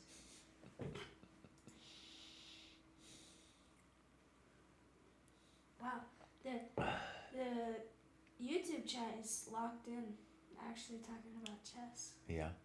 So we got bishop f6, rook d2. Imagine it going this way. Knight c3, bishop takes. By the way, you cannot play rook d2. No lo puedo. So that's actually gone. So hold on. We're going to go back. Rook c6, knight c3, bishop f6. That means, why did I want to go to rook d2? So that I would have this opportunity. This opportunity down. I will. I'm just saying, that was el problemito. He says check first, which maybe I'm not down with. Maybe I'm not down with. Hold on. Did you just go F4? 4 no lo puedo because the bishop takes f4. And then... So he will play king b1 here. I mean, king d1 is a thought. That's okay, kind of I'm going to say king b1. Okay, my friends, I understand the intention. The intention is when you go to king b1, I'm going to body slam you bishop f6. I'm going to take this thing, and then later I'm going to check you with a rook on b8. So let's go this as a sample variation. King d1, bishop f6, rook d2, knight takes, bishop takes, pawn takes. Let's go king e7. Now that would be the move to scare me, but then I'm going to say, pap, check to the miserable king. And I'm arguably better here because I got them pawns all messed up. Maybe it's nothing special, but I got something. So I had a similar idea with bishop f6, and now dude's tanking on whether he goes to d1. Now the problem with d1 is that your rook can't go to d1 no more. Your rook. So we could still do our bishop f6 trick. Back to live mode. All right, is that... Oh gosh, I can't. This Lead Chess, I'm a little bit unfamiliar with the back to live mode. I don't understand. Because see, it's sending, when I hit live mode, it sends me to rook d2, but it also has it. Let's refresh. Sometimes, oh, here we go. So here's what happened. Bishop f6 as predicted, rook d2 as predicted. Bishop takes c3. Now this might be a mild improvement on what I was saying. No, it's the same thing. We transpose. I'm anticipating king e7, and I will say it, Firesnap. I will say it. What? I'm a GM today. Yeah. We don't want a castle because we don't want our...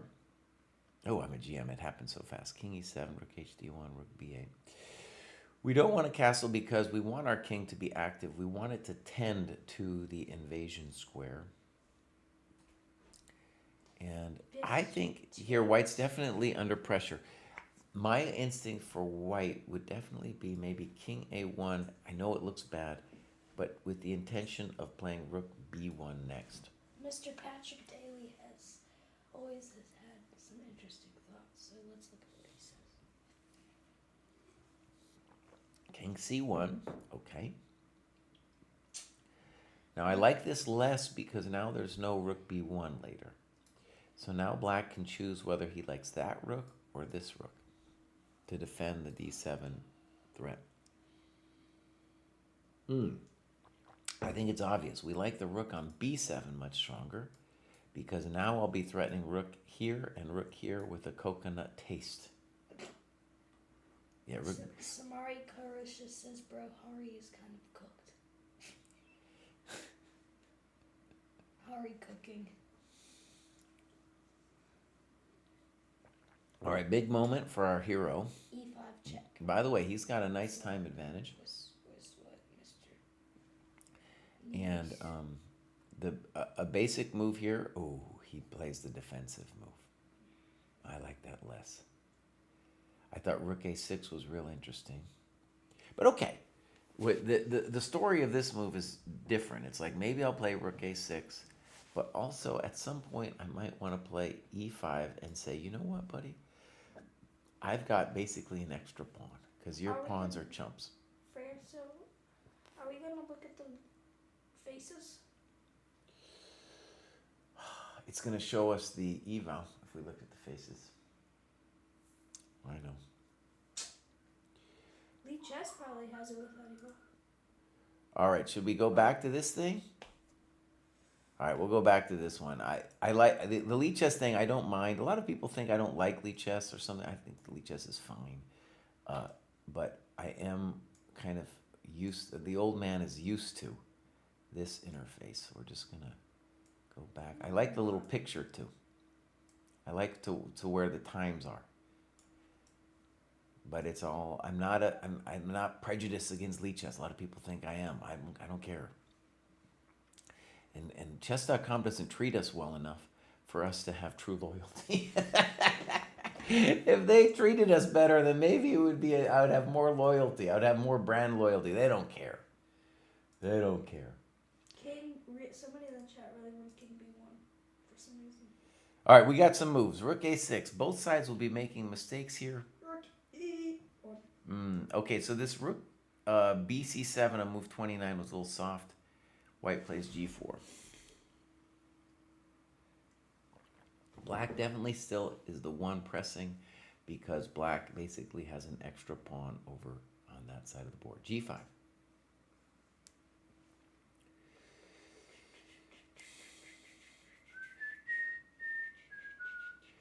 Now, black can always play Rook B7. That's the bummer for white.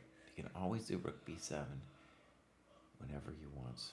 If he needs to gain time, you just play Rook B7, Rook C7.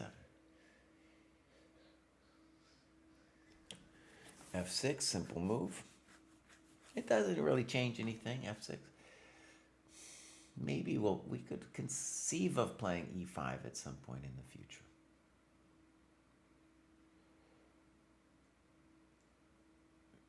Yeah.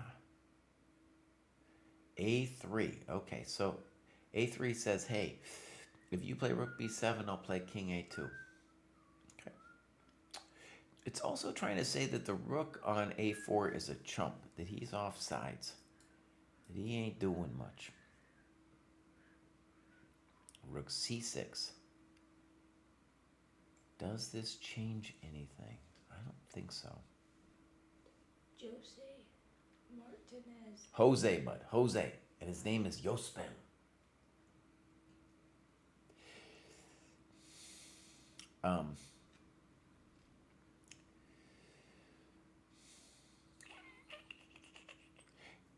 Yospem, you guys probably know, but Firesnap, I don't know if he knows, so I'm going to tell this story, is came from Peru, lives in Mexico now. I think he has a sponsor in Mexico, so he's transferred his federation there. He has been one of these players that came up in the internet age and got very good at playing online blitz. At one point, very recently, Kramnik, amongst the many people he accused of cheating, he accused Yospem of cheating. They had a match, and Yospem did fine in the match. Did he win? I think so. And they even had 2 matches. Chat, you know, Chat will know. the chat always knows. Anyways, so really cool story, especially in light of the Naroditsky thing, because you know, that was just so nasty with the Naroditsky thing. Now E5, Rook EE4. Oh my God, that's fancy. So let's just look at this. Rook E3. It looks like he's threatening here, but the problem is now if you do move this rook, then I'm going to go check to the miserable king here, and then I'm going to say here, and I'm going to start chomping. Each one match. I'm going to start chomping. Rook EE4. That does not look correct to Mundo, to this old timer. I would say King E6 is his default move. Each one won a match, yeah. Voldemort behaved like a tool both times. Kramnik, that is. That's who they're talking about.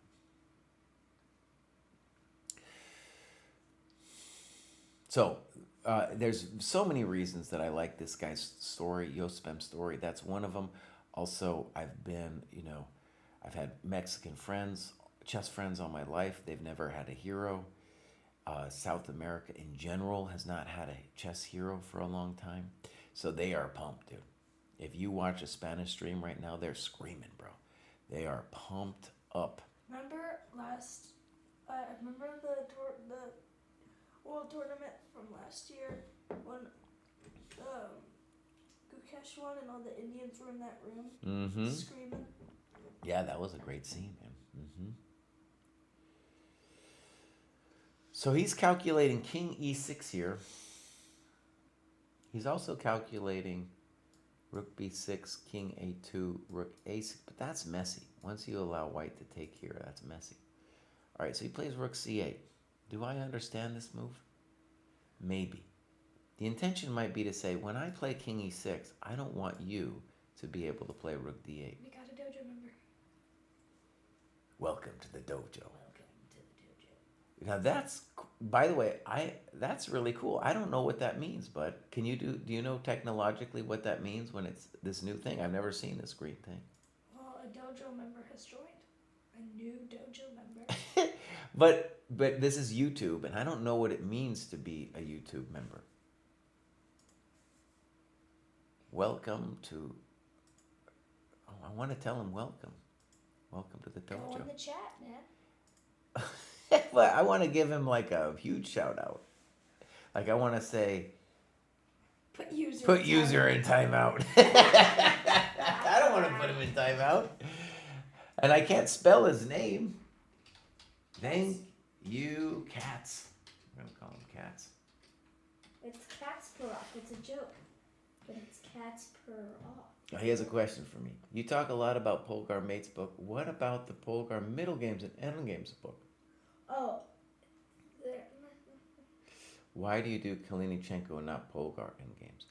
I don't actually have a lot of experience with the Polgar End Games, so I can't talk too much trash about it. I'm liking the 564. This is a nice move, by the way. I'm going to get to the question. I just want to get to rook d5 for a second. This is a cool move that might have been underestimated by black, because now if you play king e6, I'm going to play rook b5.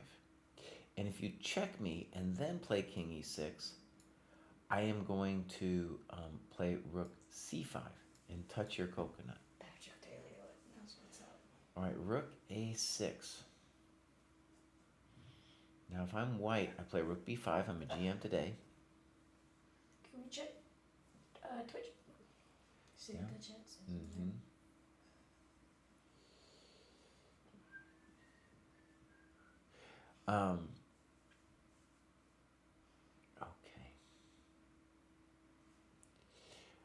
I love the Kalinichenko book for higher rated players, like myself, but that's very hard to get, so I don't recommend that book, right? So we only, at the dojo, one of the things is we're not just looking for good content to recommend, we're looking for accessible content.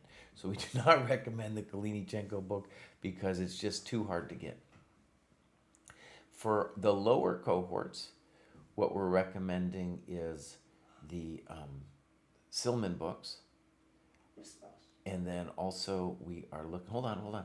And then for the higher cohorts we have, for the technical end games, we have the Dvoretsky books. What's up, bud? You want a tea refill?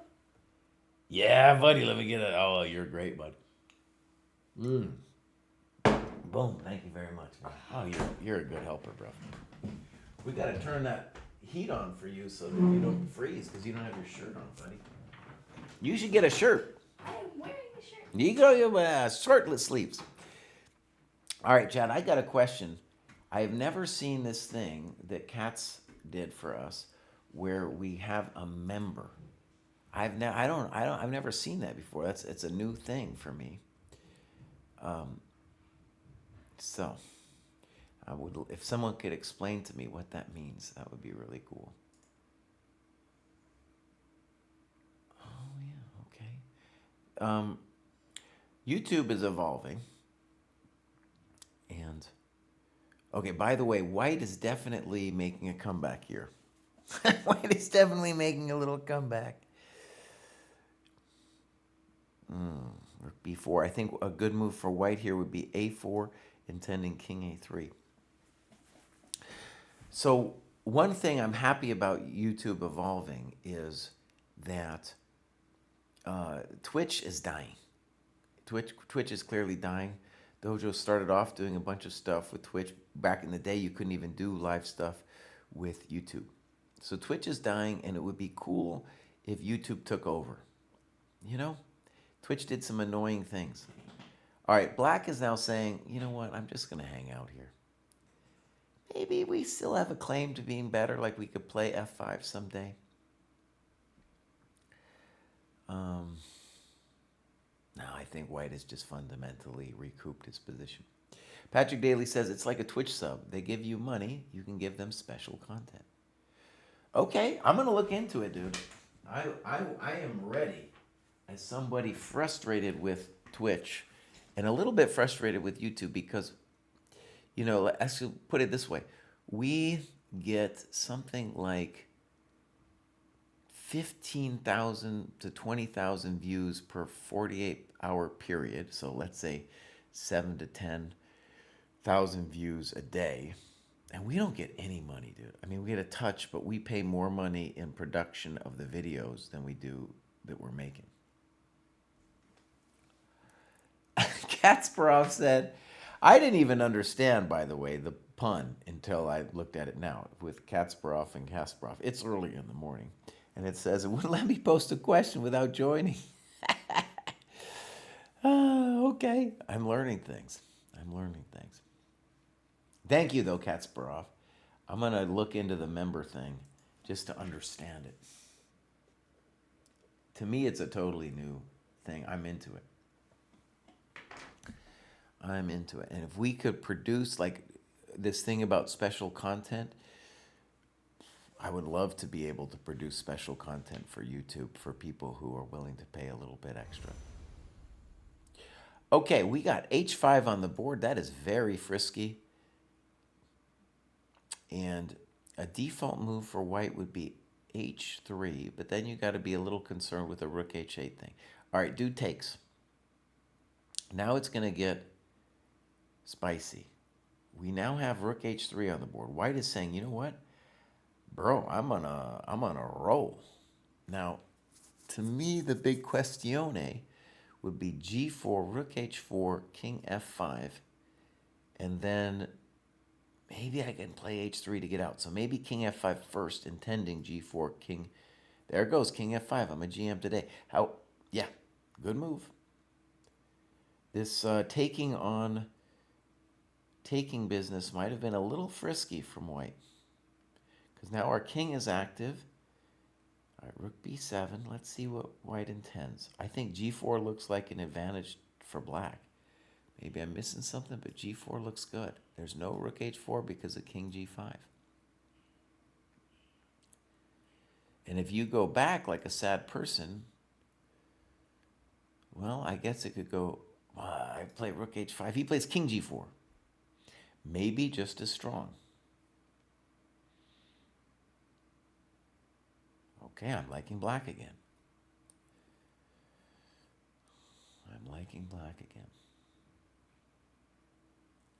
All right, Kasparov, thank you, bud.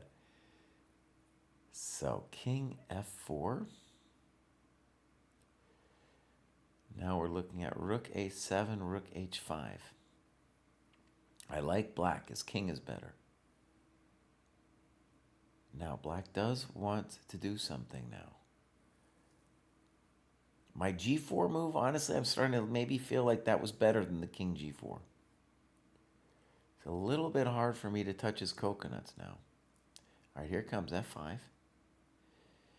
a4 could be a default move for white. Rook f7 if you're worried about something. a4, here we go.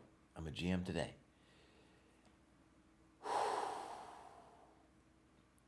Black is the one who needs to find an idea.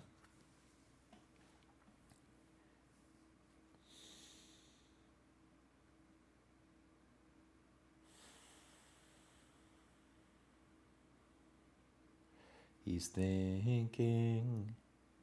I think white's okay now. Let me just go back briefly. Am I right that G4? G4 was better, man. G4 was better. All right, we're in this position now. G4 would have prevented this H3 thing. All right, rook H6. Clever move. Clever move, and so he is claiming that on A5 I have rook A6. However, there is rook G7 at any point here.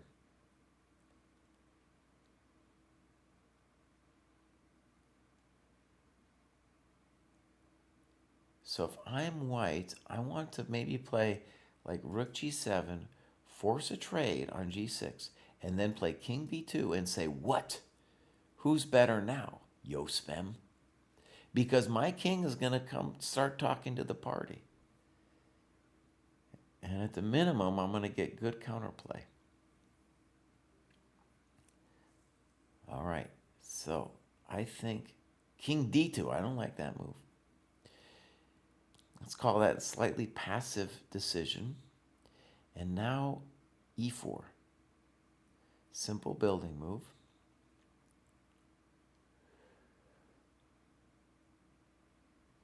Simple building move. Potentially annoying could be rook F7. Now, here's the thing about A5. I can always play rook A6 and I will win that coconut. So rook A6 is going to be the safety call for me if I want it. I believe that white should be fine-ish. Fine-ish. There's a little bit of the ish going on in that fine. Rook A6. Okay. So if rook takes, we're saying black is better. So white would want to maybe play either rook G7 or rook F7. Rook F7, I had that on my agenda because rook G4 takes is a thought. Now, yeah, that's the thought.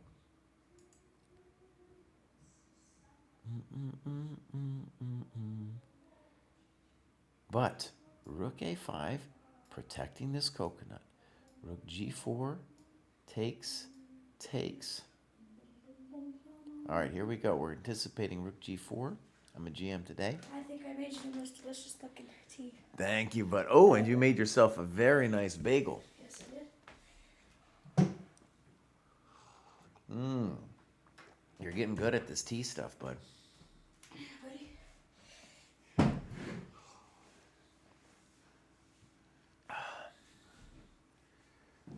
Don't you wanna? I got a blanket there for you, bud. You didn't put that there. I put that there. Don't you? Aren't you cold though, bud? No, You're not cold. I'm gonna put it up, but I ain't cold. I don't even have the heat on in here, bro. Now, if I were wearing shorts, buddy.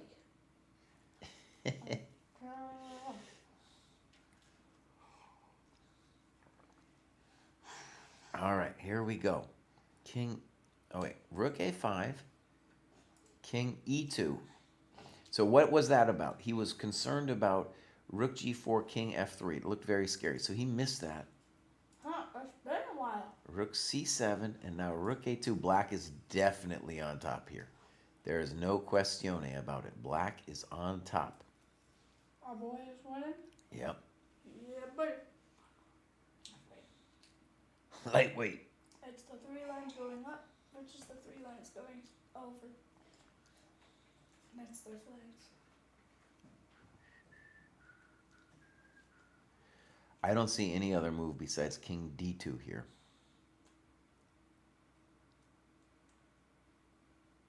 Yeah, King D2 seems like the challenging move for us to face. Okay, bounce. King D2. It's the challenging move. For you.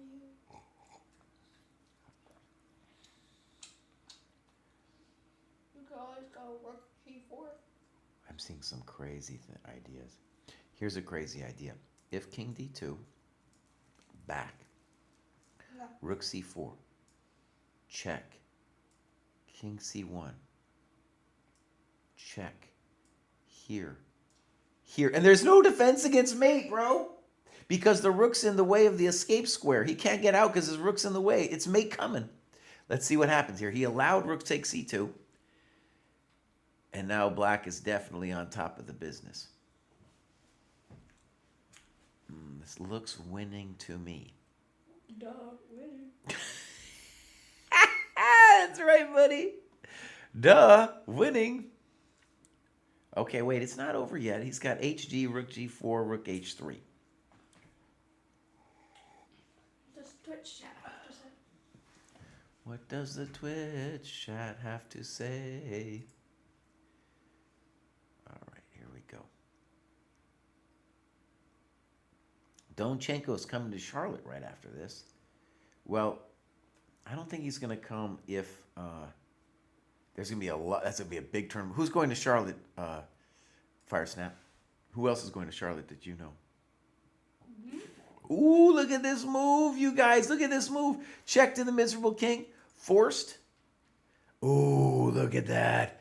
The same, remember the mate on the other side? Look at this mate, bro.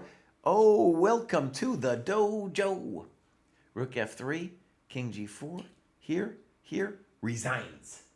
It's mate. Welcome to the dojo. Dang, that was good, Yospem. Some good chess, Yospem. Who else is going to Charlotte, bro? What do you mean? That you know personally. 4. For a big old tournament. Charlotte, where this guy Donchenko's coming, Sevion's coming, all kinds of other big-time players are coming. I think our chess team is going there. No, your team isn't going there. You're going to local events, bro. Charlotte's in North Carolina. It's going to be a big old event called the U.S. Masters. Who do you know that's going? No. Who else do you know might be going, bud? Who else do you know? You're just going to say no. No, I'm asking you a question. Who else do you know is going to that big-time event with all those GMs? Chess lovers saying 50-plus GMs. You? Yeah, buddy. I'm going. I'm getting a vacation from you is what I'm getting. There we go. A vacation from Firesnap.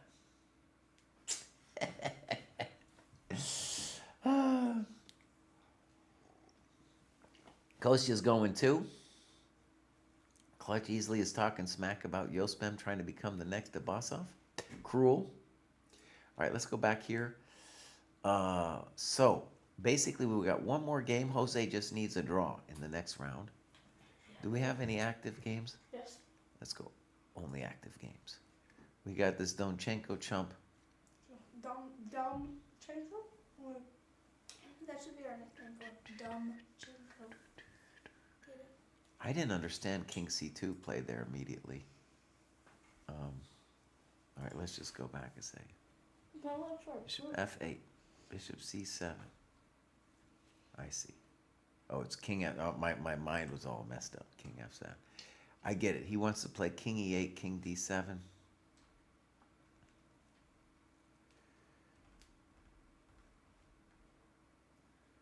And the basic calculation would be D6, King. Excuse me. King, not King. And then that's called outside the... Do you see this little box, bro? The king needs to be inside this little thing, and you can see he is outside of it. So King E8, that is why D6 no lo puedo. Looks like black is winning. William is winning. Isn't Donchenko playing black? Nope. Oh, yeah. Dude, Donchenko, that would be the next Abasov. Here we go. We got some moves. Bishop H4. Bishop E7. Now, this is not easy to win this thing, for sure.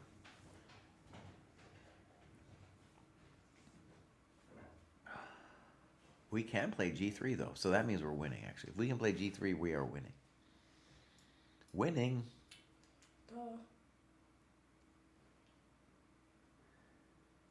Yeah. I think G3 is winning.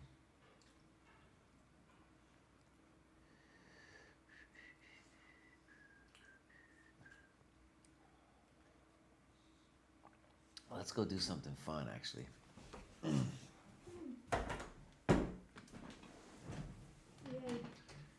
U.S. Masters Charlotte. That's going to be a strong event, dude. Maybe the strongest event that ever has been held in, somewhere in here is the pre-registration list. Pre-registered list, bam. So here we go, my friends. We're just gonna stare at this a second. Let me make sure you can see it in my little business. So, oh, that's a good screen capture. We got a Wonder, 2,700 plus. Sevian, 2,700 plus. Zhang, around 2,700. This chump Donchenko, who's playing right now. Now, yeah, we got Bortnik. That guy's amazing. This guy, Vietnam. This guy, Jianzhu, I've played that guy a bunch of times. He's beat me in a couple games that really hurt me. I need revenge. Benjamin Bach. This dude. You're playing these people? Yeah, bro. Dang, bro. I'm taking him on. Ilya Nizhnik. That guy's super strong, and he's in seed number 18, bro. Tanguy Rengoir. I haven't seen that guy in a long time, so there might be some old friends I'm seeing. David Brodsky, that guy's amazing. Praveen Balakrishnan, that guy's amazing. Well, I'm sure me and Dude, the this chat is Shabalov is playing, bro. Sergei Ehrenberg, that guy's amazing. Mackenzie Molnar, I haven't seen that name in a long time. Yeah. Carissa Yip is playing. Magesh Pankanathan is playing. That guy's amazing. Bruv. Julio Becerra is playing. That guy's amazing. Evan Park. We got, dude, Fishbine's playing. We had him on our podcast. Jesse Kraai is playing. Dude, my rating has sunk, by the way. 69. I'm not ashamed though to play. You're number 67. Imagine I was 67, that's right. So close. 69 was the Gen X number. That was our number. That was your guys' number. Yeah. So I'm just going to go ahead and say I have never played in an open tournament where I was this low of a seed. Even though, let's just imagine, I used to be back at 2,500. Let's just see, even here, when I was 2,500, I wouldn't be a 28th seed. So this tournament is lit, bruv. This tournament's lit. And then also, actually, we got Kostya's down in here too. He's number 77 seed. John Ludwig, that's a name I haven't heard forever. That guy was strong back in the day. He became a Christian or something, did some other things with his life, but he's coming back. Super strong tournament. Been doing that chess puzzles. A lot of women too. I think there's going to be a women's prize, and you know what else there is, bro? They got a senior prize, bro. I can get some money there, bro. You old man. I'm an old man. That's right, man. Dang. Okay, let's see if we got this game started. No, this thing's still happening. This is our current position. We're going to say black is winning. However, it's a little tricky because basically the king needs to approach the pawn to force it to go to d6. However, I just think we got this thing. We'll go king c7 sooner rather than later. King b6 will threaten. See, it's kind of... No, black... No, he can never play d6 because we just play bishop takes d6. So we're just going to go to b5 and then to c4, easy peasy, lemon squeezy. So Donchenko's going to be up. So like Yosfem, he just needs to draw odds. And both of them, we're going to have white. I know, chess lover. I know, buddy. I know. But you know what, chess lover? I won the U.S. Senior Open this year, so I qualified again to go back to St. Louis. But this is resignable here. But he's not resigning yet. King c4, game over. Time to resign. King e4. So g2 is automatic, but bishop d6 is also a simple move. Bishop d6, keep it simple. It's time to resign. Amazing.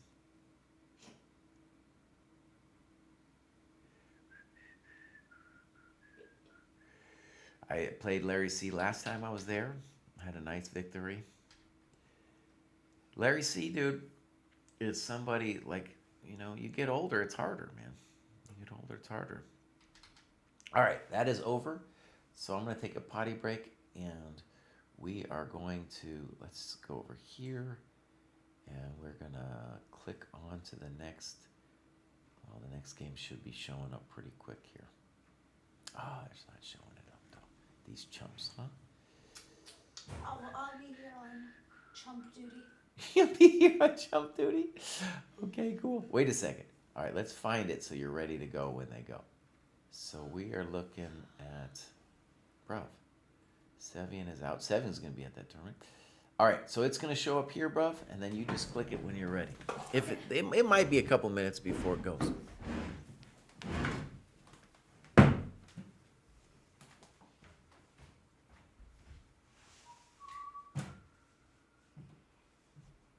This is what we're looking for, guys.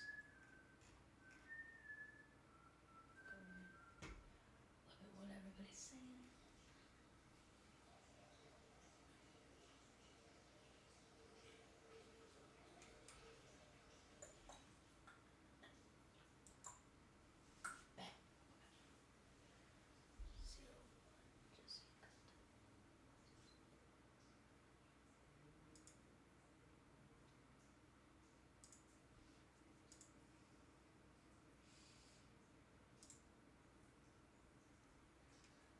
Yes, Kasparov. He does need to get his friends, his only friends, into that GM title. Still no game, Mr. Dallas. Still no game? How about I'm going to tell them a story. How about that? Okay. You give us a little scooch, bro, and I'll tell them a story. You can help me tell the story. So, let me tell you, everybody, about some drama that's going on at the Roland Park chess team. Yeah, let's talk about that, bro. So, there's this dude there who's apparently the top player. His name is Oscar. Isn't that right? Or Oscar? Oscar. That's the way the Hispanics pronounce Oscar. And we're going to be Hispanic pronunciation today because Jose Martinez is playing. Oscar's a weird name to be popular in Latin America because it's originally like a Viking name originally. Oscar. In any case, Oscar didn't believe Firesnap that, he knew a GM, right? And he even had the temerity to say, you don't know him because you don't know how tall he is. Is that true, bud? Yeah,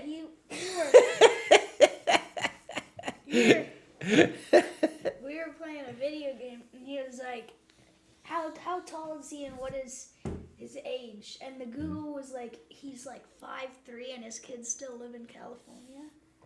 Oh, yeah, that was all wrong, yeah. So outdated. And so what you should have said is that my height was 6'7".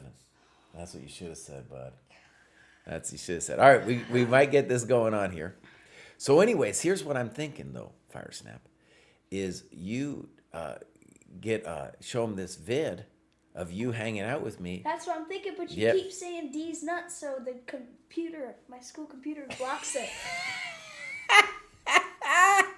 Get out of here, buddy. Yeah, because it's too profane. Get out of here, buddy. What about even like on the YouTube? Yes. Dang. Only on the YouTubes. Twitch Does it and do you Twitch is know it's locked. that, or is it just because they're curating your content, bud? Like I know it's that. It's because it says. Well, you just said it. You just said it, and we might have been able to make it through the stream without that being the case. It says there's too much profanate language. Dang, bro, we're not a family show. Not PG. Because I was thinking you could show them that vid and you could say, "Welcome to the dojo." Yeah, that was my idea. So many people just got ear blasted by you saying that. Welcome to the dojo. We were wearing headphones. We're sorry.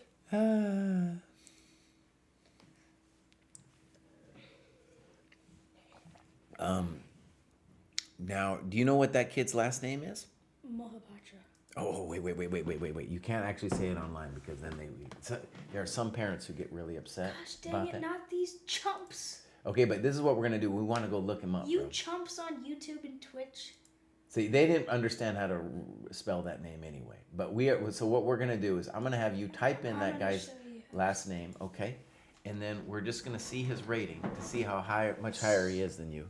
And then we're going to talk about what you need to pass this chump by. And then after that, we're going to look at this game, which looks like a Caro from Pentala. There, you hit fine. Oh, there we go. So he's got a rating of 978. Let's go click on this dude. I think you could. No, that's what his middle name was. Don't say it. Don't say it online. People get upset. I'm not going to say it. So let's see. He's made good progress. He's out at 978. Pretty good, dude. Pretty good. I think. I'm trying to guess where you are. I'm going to guess your strength might be around 800, 900 at the moment. You could easily, if you practice some, you could easily get up there though, bud. If you followed the Dojo training program. I'm following your training program. The Profaned Dojo. Fire Snap's rating, he's like 311, but that's a partial rating. It's a partial rating. Because it was from a while ago when I was cheeks at chess. All right, so here we go. When you're black and you're down, you need to take some risks. And that's what black is doing here. Bishop e3, of course, d5. Now, also as white, though, you don't want to necessarily go for it. d5 would be my guess about the, let's say, objectively correct move. He goes bishop e3. We're anticipating knight d4. You could probably play bishop d4 here, too. But knight d4 is, let's call it the conventional move. Now, black is hoping for knight f6 followed by knight c5 is going to give him sufficient play. And that h3 in this position, especially if you have to end up playing f3, isn't really what you wanted. So despite the opening being nasty for white, black has managed to come out of it reasonable. Now, in general, we don't want the bishop on d4 because that's our good bishop and we don't want to trade it off. Okay? Conceivably, black could have taken the thing too. Now, e5. So what is dude doing? He's trying to liquidate the position. We're going to anticipate from black here either queen b6 or queen a5. Black, I think it's fine, by the way. I think black is doing fine. On queen b6, we have queen a4 trying to liquidate some more. And on queen b6, we have queen b3 going for the Tauschmaschine, the liquidation. Knight a6, c5 is the plan.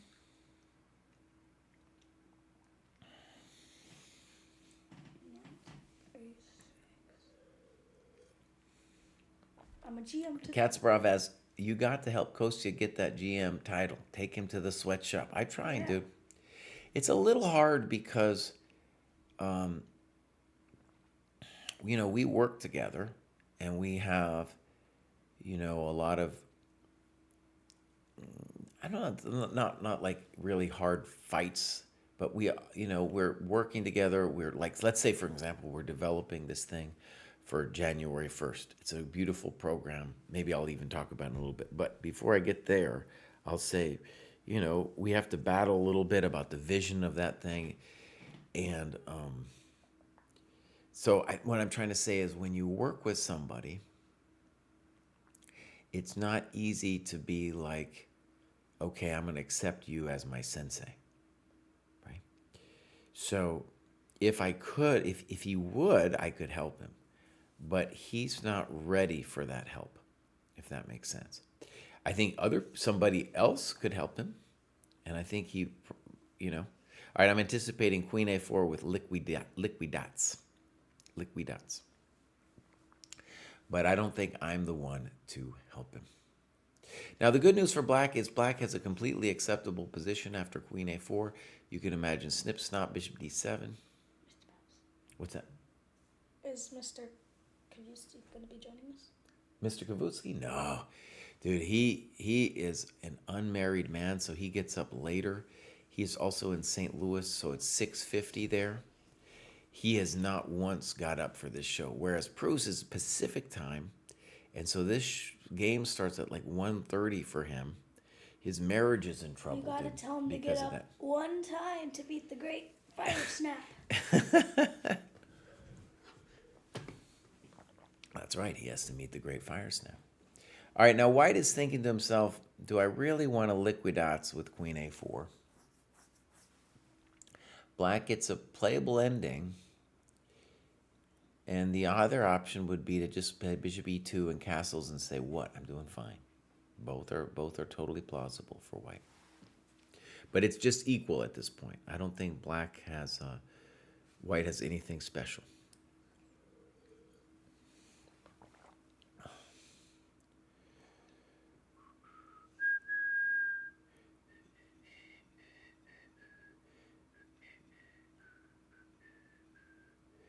I think objectively Bishop E2 followed by castles is correct. But if you're playing for a draw, then, you're going to think about Queen A4. The problem with Queen A4 is you're dislocating your knight, so you owe really Black a tempo to come back with Knight C3 after you do it.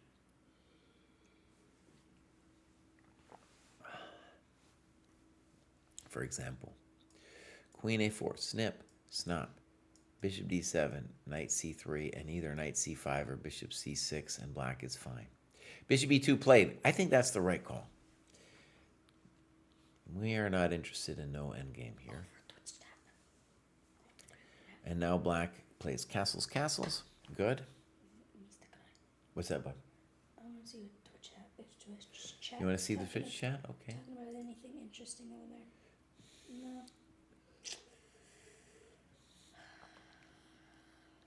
Kipper Joes tells my long story in a quicker synopsis. That being coach and colleague are different roles. Yeah. Okay. So.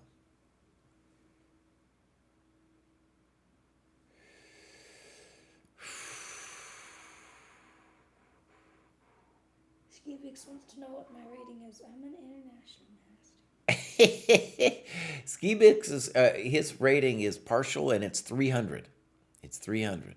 But I think now that he's doing these streams, do you think doing these streams is getting you all pumped up?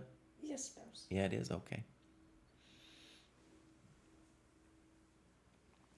All right, Black has a wide choice here. Rook D8, Bishop D7 is a blunder because Bishop F6, Knight C5. All those moves look very plausible for Black. Bishop F5, also a plausible move with maybe Knight E4 as an intention. Rook D8 played. Now, do we want to play Queen A4 like a chump face? Or do we want to take the rook? Can't take the rook, bro. And the queen's protecting the rook. Seeing little things like that, though, that's going to get your rating up. So if you're just playing for a draw, this would be our defaulto. See me, amigo. If you were playing for more, maybe you could get frisky with Queen C1, but I don't know. I got my griefs with that. Now, one problem. Draws and wins on a queen move. Bow. One issue for Black is that it's difficult. Whenever he plays Knight C5, Queen E1, nice move. Whenever he plays Knight C5, he's got to worry about B4. I don't know if Queen E1 is actually that special of a move, if it does anything different than Queen C1. But the point is going to be that if Knight C5, we're going to think about probably Rook B1 threatening B4.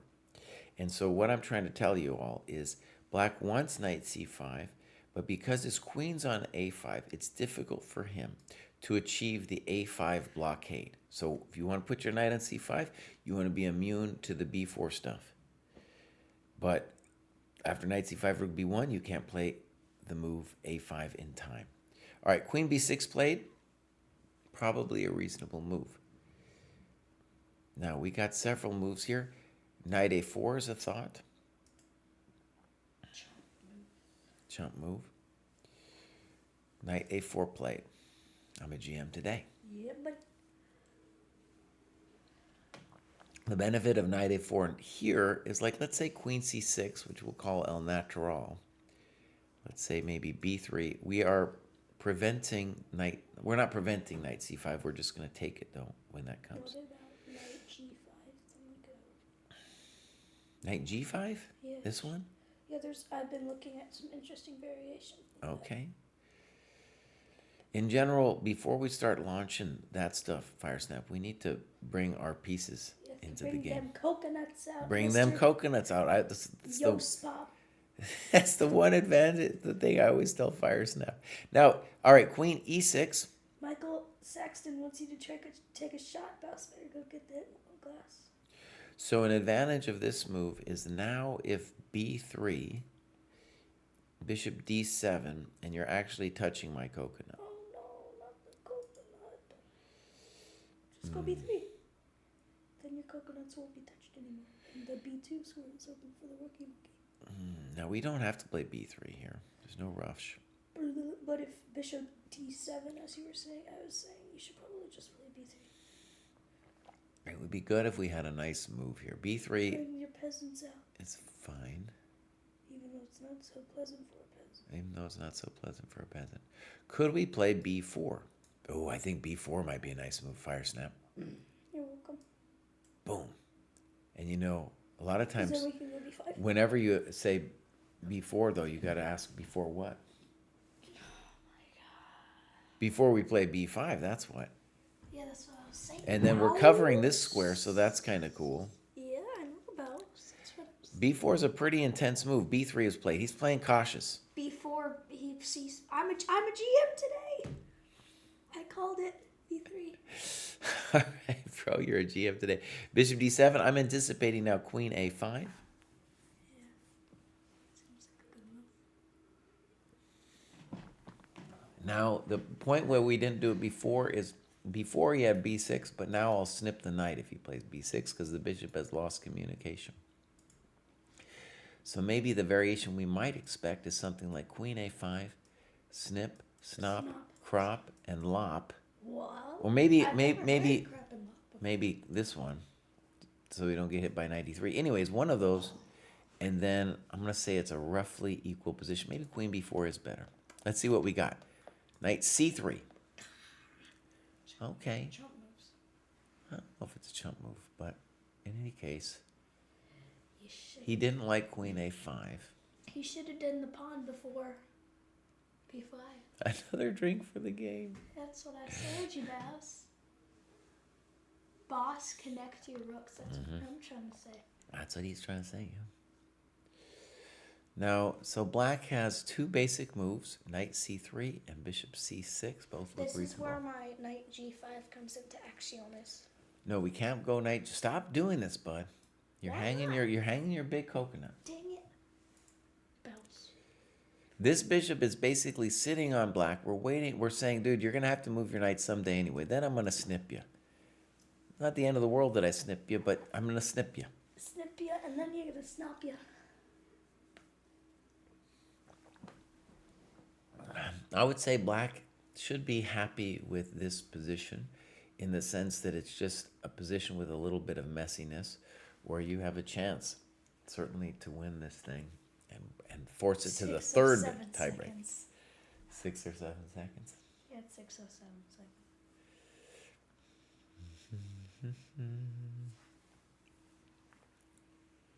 Okay, us. So for black, we're thinking about some. All right, we were talking about knight b4, and one nice thing about that is even though it looks like a superficial threat, you could play knight c6 after that. I don't know, knight c6, so I'll just move my bishop then. So like knight b4, I don't like it. Rook c1.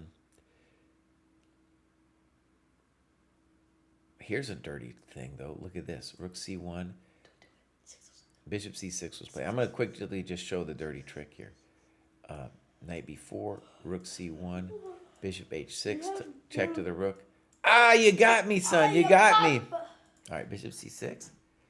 Knight b5. Interesting move. Bishop takes b5. Is what happened, Mr. Bouse. I don't know about this bishop takes b5 because now my coconut is going to go to c4 and it's going to talk to you. It's going to talk to you, buddy. And then your knight g5 might be on the table, bud. Knight c5. Knight c5. We're anticipating bishop c4. Very nice move from He's Yospem. a GM today. Active play. Queen f5.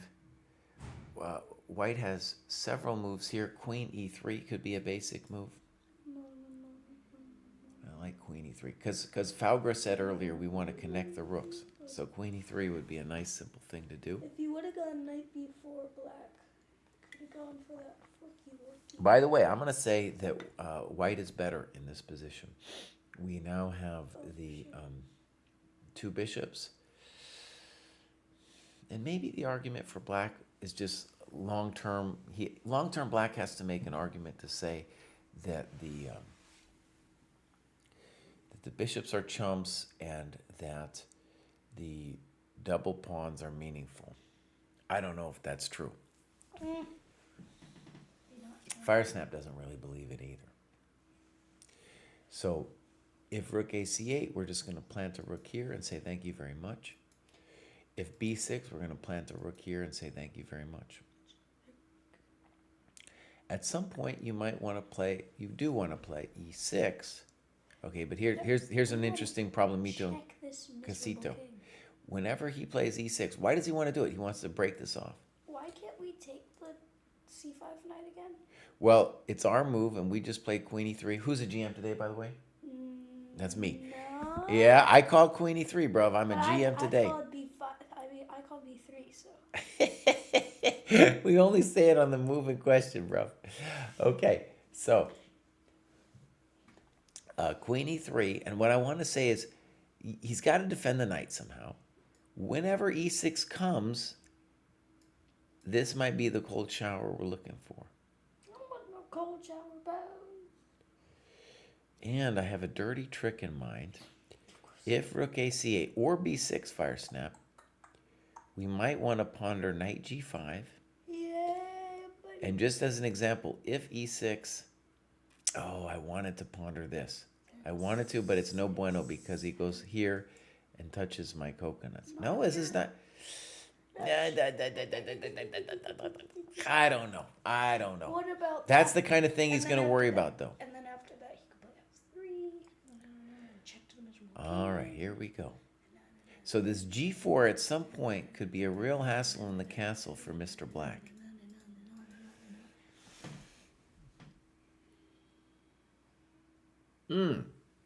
Pentala is losing on time, my friends. He is losing on time. You want me to make you some coffee? I figured out how to make. No. This thing is going to end soon, and then we're ending the stream, I think, buddy. Oh, you hear that, guys? Stream's over. It's not over yet. Knight d3. Who's calling me? All right, that's what we call a fancy move in the business. That's what we call a fancy move in this business. What business? The chess business, of course.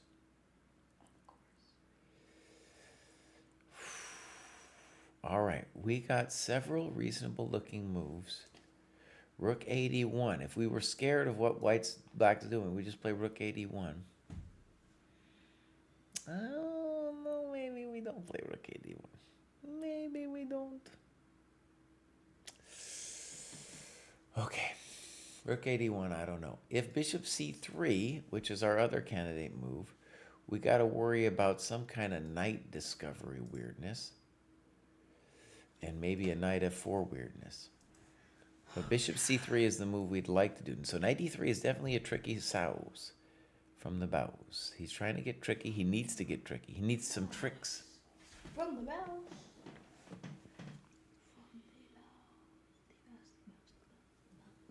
Right, so bishop c3, I'm concerned about knight d5. That is my concern. Could I play? Would it be clever to play bishop d4? That way on knight d5, I just take your coconut and say thank you. These knight d5 jumps. So bishop d4 might be a very clever move. Oh, I like bishop d4. Will I be a GM today? And this is very simple because then I'm just saying I'm threatening your knight. I'm just threatening your knight, but I'm saying go away. Ooh, that's a nice move. Very calm, controlled move. Calm. Calmate. Bishop d4, am I going to be a GM today?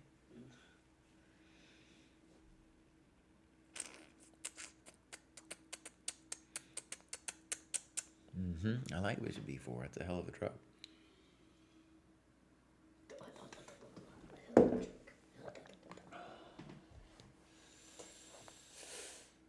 Bishop d4 also with a very simple threat of queen e7 with this coconut. Are we dreaming of that after that? Are we dreaming of bishop? Dude, I think bishop... F7? Yeah. Bishop d4 looks winning. Winning. Winning. Winning. Winning. You might have to try e5 or something, Bows. I don't know. It ain't looking good for you. Winning. There's no special sauce left after that.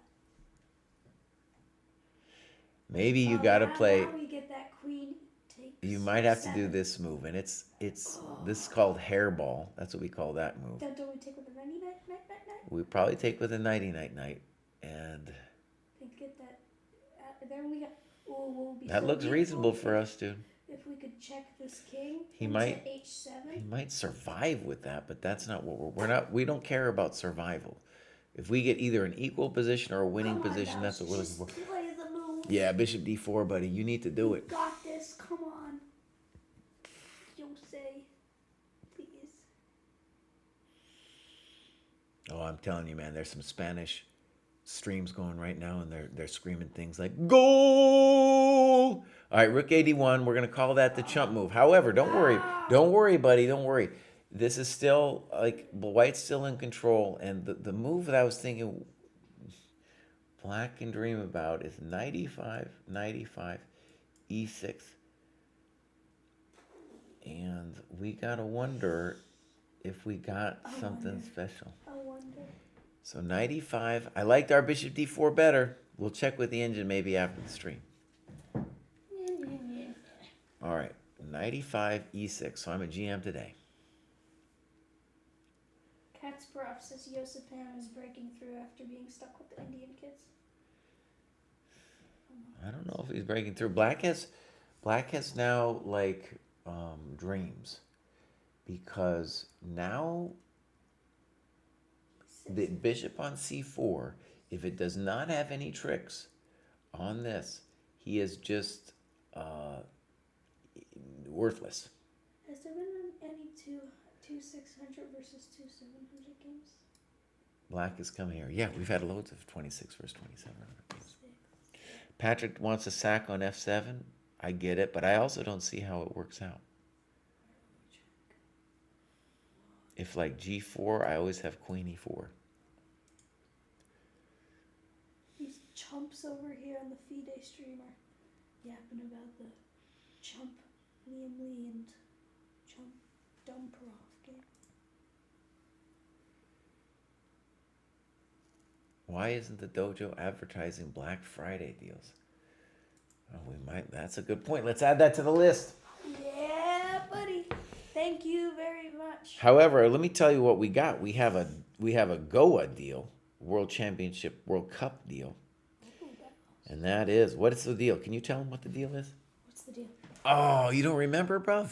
Oh, it's 20% off. Yeah. Or Using no, what code? 67% off. 67% off. Using what code, bud? Chess? Oh, he played G4 like a maniac. G4 is the code. Is it Shanklin? No, it's Goa. Using code Goa. Wait! Oh! Wait a second. Wait, he might have a crazy idea here, my friends. Let's say queen e4. Give me a second with this. Give me a second. Let's say I take. And now I play g5. Oh! Welcome to the dojo. Look what happens here, my friends. Buddy. What happens? The F rook magically taukes. He's tauking. Oh, buddy, what an idea. Yo, spam dude. Nice move. Queen c2. Okay, so black said I couldn't do queen e4 because of g5. Now, basic move from Yospam. Can I take on d8 and then take on b7? Black needs to get that lady out of our territory. Yep. I'm guessing queen a7 now. I was reading your Lisa book last night. Yeah, nice, dude. Knight f7, even better. You're done. Game over. Welcome to the dojo. It's funny. I was thinking about knight f7 forever, and then this was the most obvious way. It goes queen c2, and that's why I was like, queen e4 is the only move. And then when he played queen c2, I was like, oh, a7's hanging. Nobody. F7's hanging. Who? Patrick Daylitz he's a GM today. That's game, because the white squares are just collapsing now. Jeez. See, Firesnap, you watch this stream here. Oh, bud, that chump Oscar. He's not seeing moves like knight f7. He's just sitting at home. He doesn't see this. You're seeing it, bud. Look at this, knight f7. What happens on king f7? You tell us. King f7? What happens? Where are we going king f7? If he takes our knight, what happens, buddy? Then we go queen a6. Yeah, Welcome to the dojo. And then king f8? Yeah, buddy. And then what happens after king f8? King f8. Hold up, I don't have a big brain like you. You got it. Figure it out, man. King f8, what happens? Oh. What happens? Let's put some arrows on there for you, bud. Boom, boom, boom. What's the big idea? Once he goes there, checkmate. Where? F7. Nice, bro. Okay, we got to move rook e8. So knight g5 is a default move here for white. Maybe we got something better. On knight g5, maybe you're a little concerned about bishop h6, but not really. Not really. We're not scared of that jump move. So we got to move on the board, I think. Knight d6, simple and strong. One cruel feature of this knight d6 move is that if you go rook e7, I might play knight c8 and say you got to go back to e8, and then we're going to get a draw by repetition. That would be cold. That would be really cold. Rook e7 played. I think knight c8 forces the draw. Yeah, buddy, rook e8. Let's do it. Knight d6. Welcome to the dojo. And they're about to claim a repetition on moves. White is, of course, winning this position. Yospem doesn't care. He just needs a draw. Victory is a sign. Yospem hangs his head in glory. The nervous exhaustion, he makes it to the next round. Dang. He did it, man. Yospem and Shankland are through to the next round. Let's go see who Yospem is going to face. Wait, that's not it. Here's our tournament bracket. So, Yospem, where are you playing here, buddy? You're going to play Sindarov, and I'll tell you one thing, man. Yospem, I'm all for you, bruv, but Sindarov, he's a tough cookie, bruv. That guy's a tough cookie. So, is Donchenko going to play Yobolev? I don't care about Donchenko. I don't care. I think, okay, we could look for half a second. That's that thing. Half a second? Half a second. I think Donchenko is still playing. Donchenko has no business being here. I'm sure he's a great player. He's no business here.